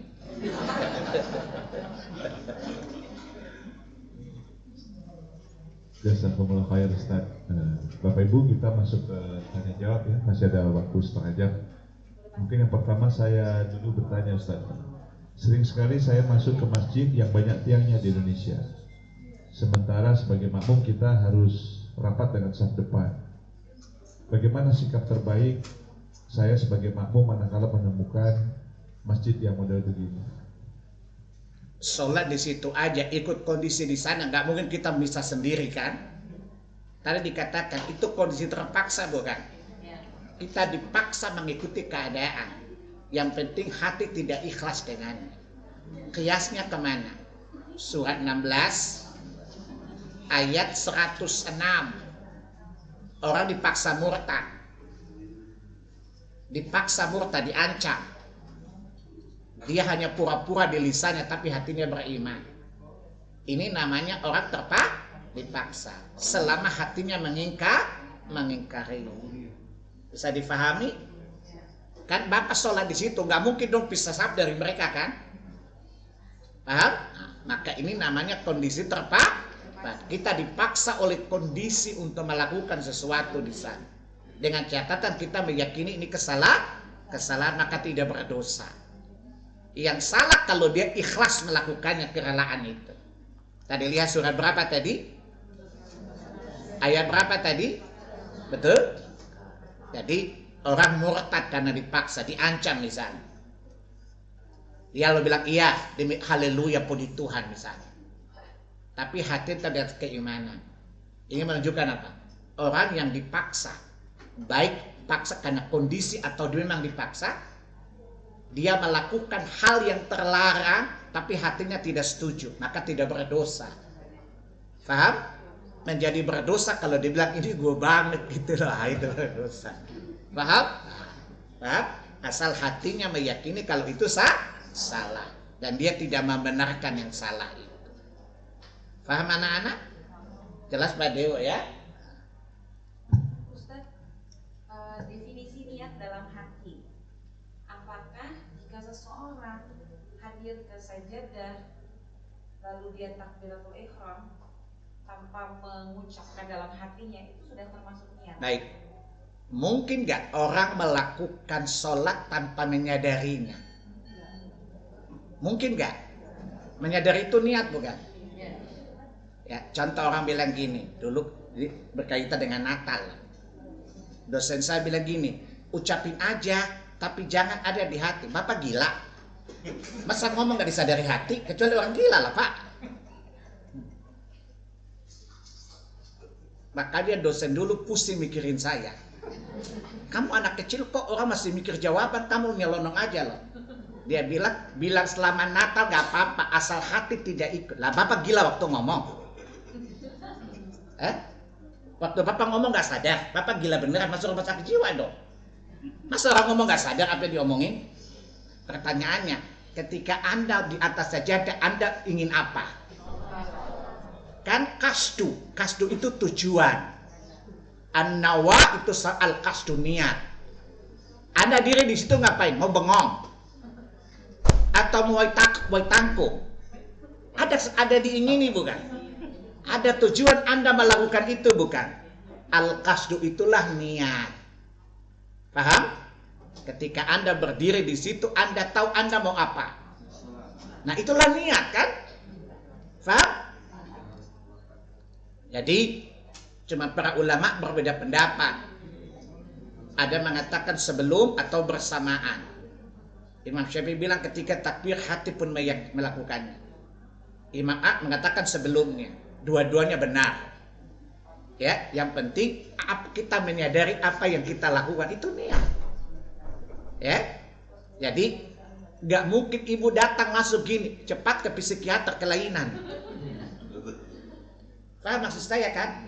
Gak mungkin orang melakukan sesuatu tidak menyadarinya bukan? Saya tanya, ibu wudhu, ambil sajadah, ngapain, mau ngapain, maksudnya apa? Gak mungkin ibu ngedance kan? Kan masalahnya itu. Nah, ibu menyadari melakukan apa, itu niat bukan? Saya ulangi, ibu wudhu, kemudian datang ke musola ibu, letakkan itu ibu lo mau ngapain? Ibu ingin melakukan apa? Sholat bukan? Itu niat. Mau ngedes niat juga. Paham? Paham? Sebab tidak mungkin orang waras melakukan sesuatu yang tidak dia sadari. Ya? Paham? Ustaz, satu lagi. Kan kalau kita akan melakukan kegiatan apapun juga kita mengucapkan basmalah, bismillah. Kalau kita mau sholat, kita mengucapkan bismillah itu apa perlu atau tidak perlu? Tidak disyariatkan. Tapi kalau mengatakannya juga tidak masalah dengan pengumuman dalil tadi. Tetapi nggak usah dikerasi juga kali, ya. Jelas ya? Sebab tadi dalil umum tidak boleh dipraktekkan khusus kecuali ada petunjuk khusus pula. Ya, tidak ada dari kita bahas dari hadis pertama sampai terakhir, Nabi tidak pernah memulai salat dengan membaca bismillah. Ingat kaidahnya apa? Sallu kama ra'aitumuni usalli. Salatlah kalian sebagaimana kalian melihat aku salat. Kita udah bahas hadis awal sampai akhir kan? Ada nggak pernah Nabi memulai salat baca bismillah? Gak ada hadis bunyinya kan? Maka tidak ada. Tapi kalau ingin memulainya di hati tidak terlarang. Jelas ya? Selama tidak meyakini adalah sebuah keharusan. Ibu silakan. Di poin 12 yang menerapkan jari jemari, kalau ini berlaku masjid atau misalnya kami perempuan gitu, kadang-kadang selesai sholat.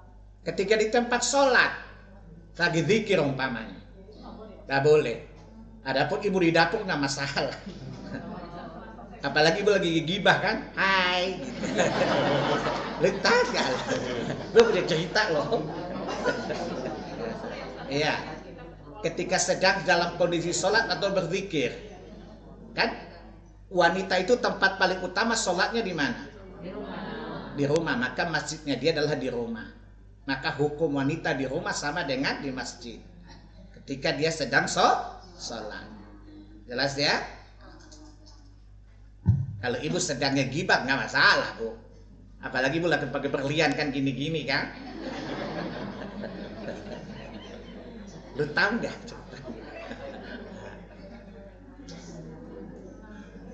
Baik, yang lain.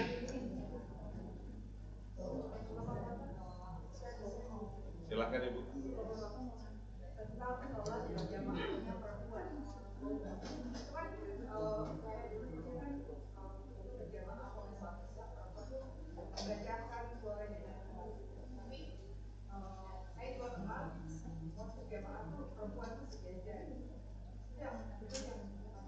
Baik. Hukum asal sholat bagi laki-laki dan perempuan sama. Tadi kaidahnya, sallu kamara itumuni usalli. Dalam kaidah usul fikih, dalil yang mutlak tidak boleh dibatasi kemutlakan dengan dalil. Kata Nabi, sholatlah kalian mutlak, mau awewe ke awowo. Paham? Kata Nabi kalian. Paham? Itu namanya mutlak. Mau awewe ke awowo ke semua sama seperti Nabi. Kecuali ada dalil yang mentaksisnya, yang mengkhususkan. Dan ada dalil mengisyaratkan wanita itu safnya sholat berjamaah tidak seperti laki-laki. Kalau laki-laki kan imannya maju ke depan. Berdasarkan sholatnya para sahabiat, istri-istri Nabi mengimami Ummu Salamah diantaranya. Dia berdiri sejajar dengan wanita, hanya posisinya di tengah saf pertama. Kedua, bacaannya nggak kencang-kencang banget. Karena hukum asalnya wanita dalam sholat adalah aurat suaranya. Makanya kalau imam salah, subhanallah itu laki-laki. Ibu-ibu kan cukup tepuk tangan kan, menunjukkan suara wanita adalah aurat. Tapi karena yang jamaahnya AWW semua, sementara dia mesti komando bukan? Maka terpaksa dia mengeraskan suaranya, tapi tidak seperti laki-laki. Paham? Cukup. Jadi kalau suaranya cukup saf pertama dengar. Kalau saf dengar, ruku di belakang juga ruku kan? Paham? Saya ulangi. Hukum asal laki-laki dan perempuan sholat adalah sama. Dalilnya tadi. Salu, dhamirnya antun semuanya. Namanya dalil umum namanya.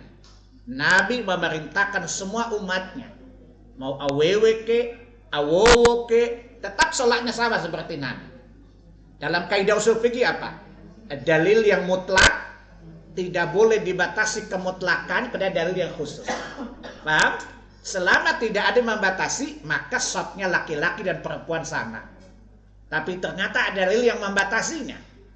Istrinya para nabi memimpin wanita salat dengan imamnya di tengah-tengah mereka. Menunjukkan berarti ada pembatasan. Dan ini tadi masa Nabi. Dan Nabi tidak menyalahkannya.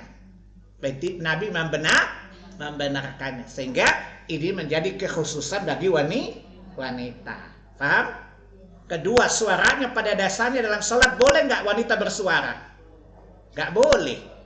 Kalau ditanya kenapa? Buktinya tidak boleh dikasih tahu imam dengan lisan, tapi dengan gerakan tepukan tangan. Menunjukkan suaranya aurat. Masalah kondisinya kalau dia sholat aja gimana orang makmum dengarnya? Sementara dia komando bukan? Dia komandan bukan? Maka terpaksa dia mesti mengeraskan suaranya. Hanya saja tidak boleh sampai kedengaran tetangga masjid. Apalagi pakai loudspeaker, nggak boleh. Paham? Cukup didengar oleh orang di saf depan, nanti diikuti oleh orang belakang dalam gerakannya. Paham Bu? Jelas? Ibu usul ke moderator dulu, bukan saya. Yang mandu kan moderator, saya cuma punya tugas jawab. Izin ada satu pertanyaan dari Zoom, saya tanya dulu ya. Ustadz, ini mengenai sholat istikharah. Saya ini punya hajat yang cukup penting, tapi lama tidak terrealisasi. Apakah saya boleh terus-menerus sholat istikharah? Baik. Hidup ini mengikuti takdir, bukan mengikuti yang kita inginkan. Ya, namanya penumpang tergantung nakodanya. Ya, kemana arah kapal itu jalan. Jadi sekali lagi, Hidup ini mengikuti takdir, bukan mengikuti apa yang kita inginkan. Apa kata Allah Quran? Coba lihat surat 17 ayat yang ke-18. Man aradal ajilata ajalnahu. Ya, barang siapa menghendaki kehidupan dunia, kami berikan apa yang kami kehendaki dan siapa yang kami kehendaki. Artinya Anda berharap A, Allah bilang enggak, gue lebih tahu yang terbaik buat lo, gue kasih B. Itu diimani itu. Paham? Hidup ini mengikuti takdir, bukan mengikuti apa yang kita mau. Tadi Allah bilang apa? Lo banting tulang sampai tulang lunak, lu lunak lo. Gue kasih apa yang gue inginkan, yang gue kehendaki. Semua orang boleh usaha sama, tapi hasilnya beda, bukan? Karena Allah kasih siapa yang dia kehendaki. Ini dalil hidup itu mengikuti takdir, bukan apa yang kita targetkan. Tidak salah menargetkan, tidak salah. Maka saya punya judul data dikala berbeda dengan ekspektasi kita. Salah satu judul Sakitun Nas, berbeda dengan takdir. Ekspektasinya A, ternyata hasilnya B. Ya ribalah, ya, karena Allah lebih tahu apa yang terbaik. Itu kaidahnya. Apalah dalilnya? Surat 216. Asa an takrahu syai'an wa huwa khairul lakum wa asa an tuhibbu syai'an wa huwa syarrul lakum wallahu ya'lamu wa antum la ta'lamun. Boleh jadi apa yang tidak kamu sukai justru baik untukmu. Boleh jadi apa yang kamu cintai juga tidak baik untukmu. Karena Allah paling tahu hakikat kebaikan dan keburukan. Itu dalil hidup ini mengikuti takdir, bukan mengikuti apa yang kita inginkan. Itu motivasi dulu. Dia udah ya. Nah, pertanyaannya, yang namanya istikharah itu kan minta yang terbaik. Paham? Cukup sekali, 2 kali, 3 kali, tidak mesti tercapai. Emang Allah itu mulyono, pasti diulang-ulang terus permohonan. Jelas ya? Ya, namanya sholat itu tuh mohon yang terbaik. Sekali 2 kali cukup. Tidak disyaratkan sampai benar-benar terwujud. Tidak ada dalil seperti itu. Ya, nah, ini kadang-kadang kita itu berharap Allah mengikuti apa yang kita mau. Allah bukan kasih yang kau mau, Allah kasih yang terbaik, bukan. Maka sandarkan kepada Allah, tawakal kepada Allah. Coba lihat surat 9 ayat 51. Qul la yusibana illa ma kataballahu lana huwa maulana wa 'alallahi falyatawakkalul mu'minun. Katakan Muhammad, sesuatu tidak menimpa kami kecuali apa yang Allah catatkan untuk kami, apa yang Allah takdirkan. Maka hanya kepada Allah kami berharap, dan kepada Allah orang-orang yang bertawakal. Jelas ya? Cuma sekali 2 kali saja. Allah nggak tuli, Allah nggak buta kok. Jelas ya? Nah, jadi boleh jadi tidak terjadi kan apa yang Anda ingin tidak baik. Itu juga hasil, bukan? Ini masalahnya dia inginkan, dia mau apa yang dia inginkan terwujud. Saya jawab, Allah tidak menghendaki yang kamu, karena itu yang terbaik kan buat kamu kan? Jelas?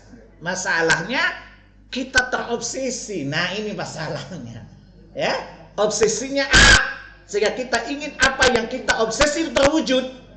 Padahal tanpa kita sadari, apa yang tidak kita inginkan itu tidak terjadi karena Allah menganggap itu baik. Faham? Namanya istikharah. Artinya diberi petunjuk untuk memilih yang terbaik. Dari kata khiyar. Khiyar memilih dari 2 hal. Memilih yang terbaik dari 2 hal atau 3 hal. Dari kata khiyar. Khiyar itu pilihan yang terbaik. Istikharah sama dengan istighfar, memohon ampun.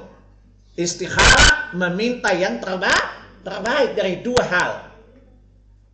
Nah, masalahnya sekali lagi, yang ada di obsesi kita itu yang kita harapkan terjadi kan? Padahal coba sadar nggak? Apa yang kita inginkan tidak terwujud. Itu adalah istikharah. Allah lebih tahu yang terbaik, bukan? Paham? Biasanya kita cuma kasih opsi ke Allah deh. A, B. Padahal Allah bilang ada pilihan C kan? Paham? Kita nawarkan Allah A, B. Betul? Maka kalau A, B deh. Allah bilang enggak, yang C lebih baik. Betul? Itu persoalannya. Sehingga cukup sekali 2 kali, tidak usah maksa sampai seperti kita inginkan terjadi. Ya, itu namanya maksa dan ngotot namanya. Namanya mangot. Maksa dan ngotot. Jelas ya?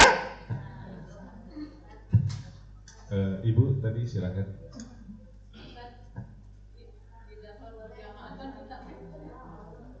Iya. Ibu silakan. Dalam sholat berjamaah kan kita harus mengikuti qiraat imam. Apabila sholat imam duduk, apakah kita sebagai makmum ikut duduk atau berdiri? Gimana? Dalam sholat berjamaah kan kita harus mengikuti qiraat imam. Apabila imamnya duduk, terus apakah kita harus duduk atau tetap berdiri? Baik. Saya pernah jelasin kan? Jadi gini, mungkin saya gini. Kita sholat berjamaah, imamnya itu sakit, dia tidak bisa berdiri, bisanya duduk. Yang ditanyakan posisi makmumnya gimana, berdiri atau duduk? Faham? Yang lebih utama adalah duduk.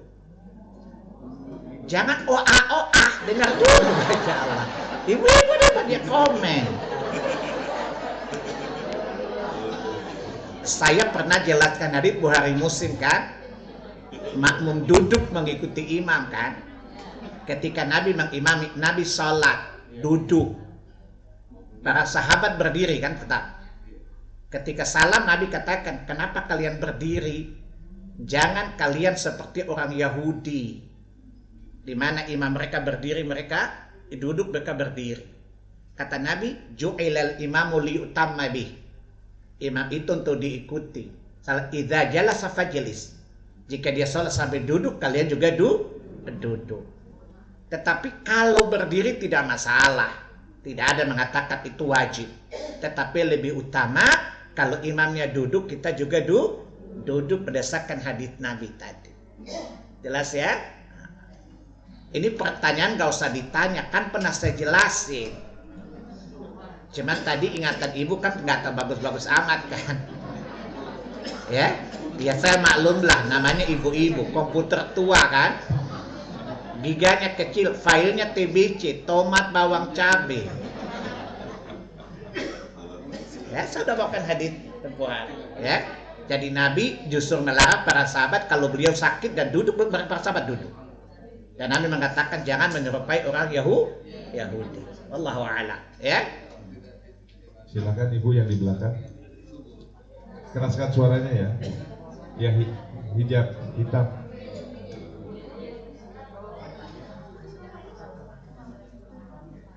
Gak kedengaran deh. Kurang kedengaran ya. Atau maju aja. Boleh, maju aja.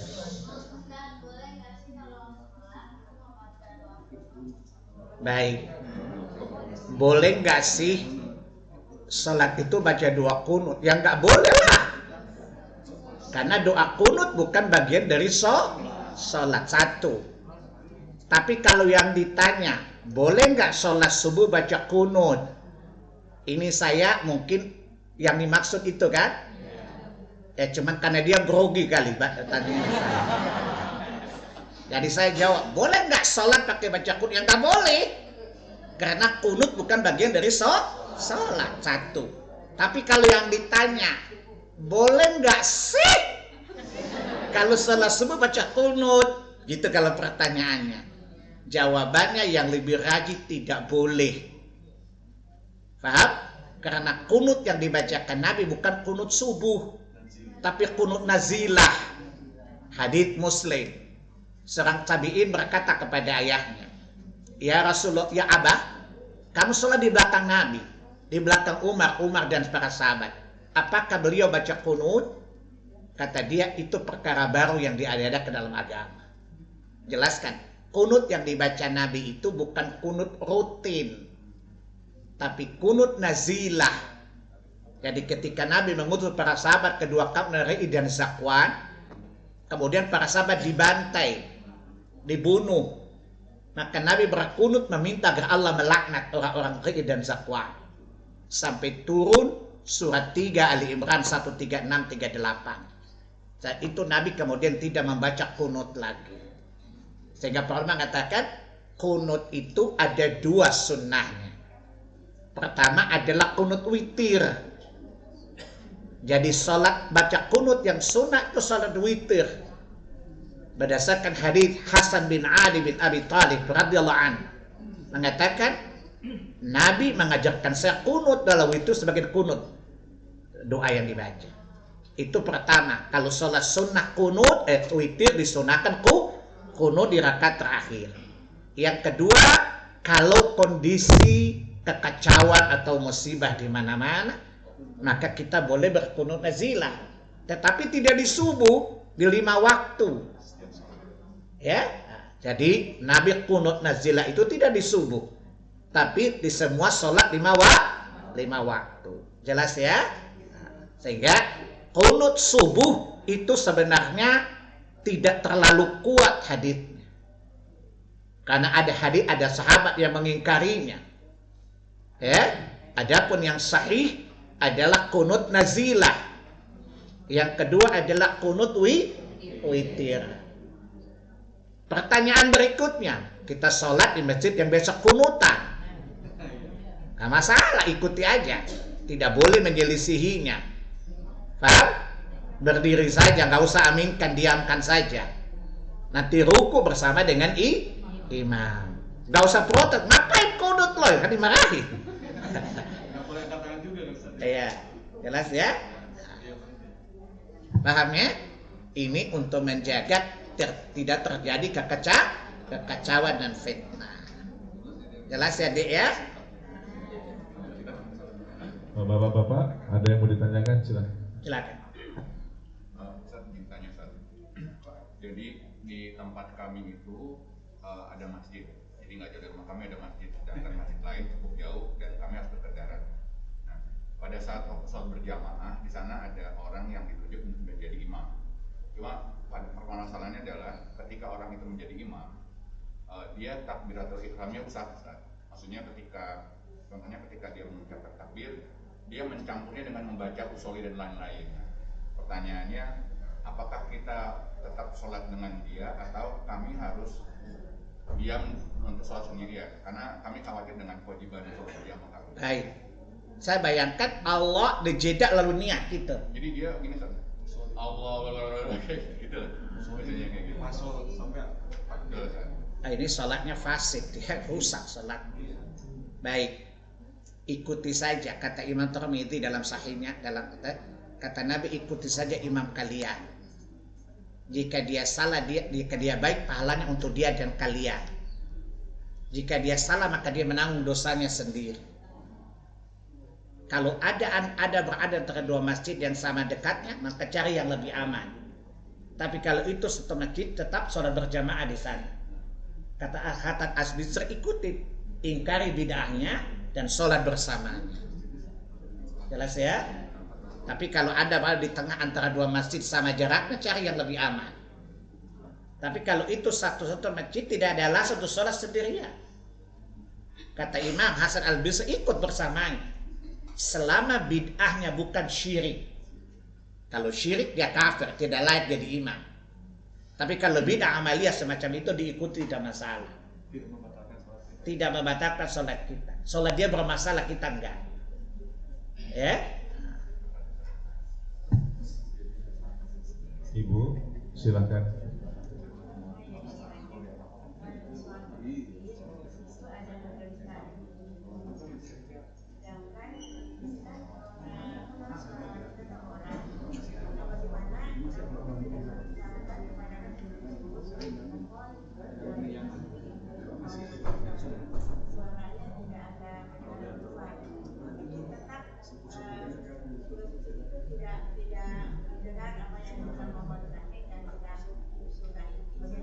Baik, tugas kita kan menyampaikan.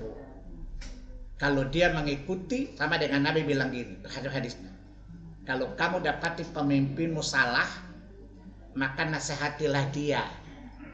Kalau dia menerimamu, pahala bagi kalian berdua. Jika dia menolak, bagimu pahala, bagi dia urusan Allah Subhanahu wa ta'ala. Jelas, Bu? kecuali ibu ketua RW di situ. Kalau ketua RW kan ibu punya otoritas, bisa punya power lah ya. Tapi kan ibu cuma IRT kan? Ya, biasa IRT gak dianggap oleh orang di situ.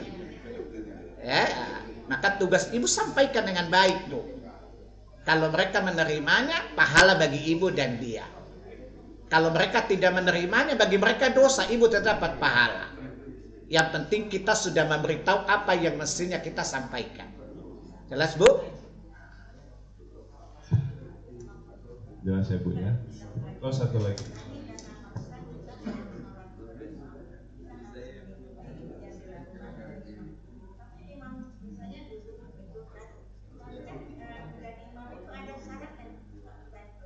Gimana imamnya apa?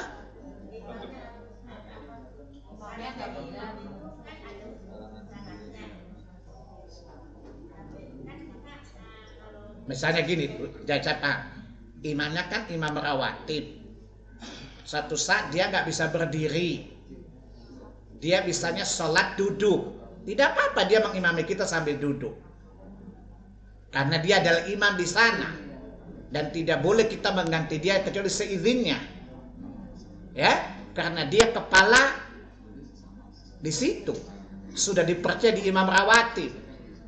Dan tidak boleh orang menjadi imam di masjid itu kecuali seizinnya dia. Jelas ya? Baik, Bapak Ibu, sudah jam 10. Kita sudahi dulu kajian kita ya. Insya Allah kita akan bertemu kembali pekan kedua bulan Januari tahun 2025, insya Allah.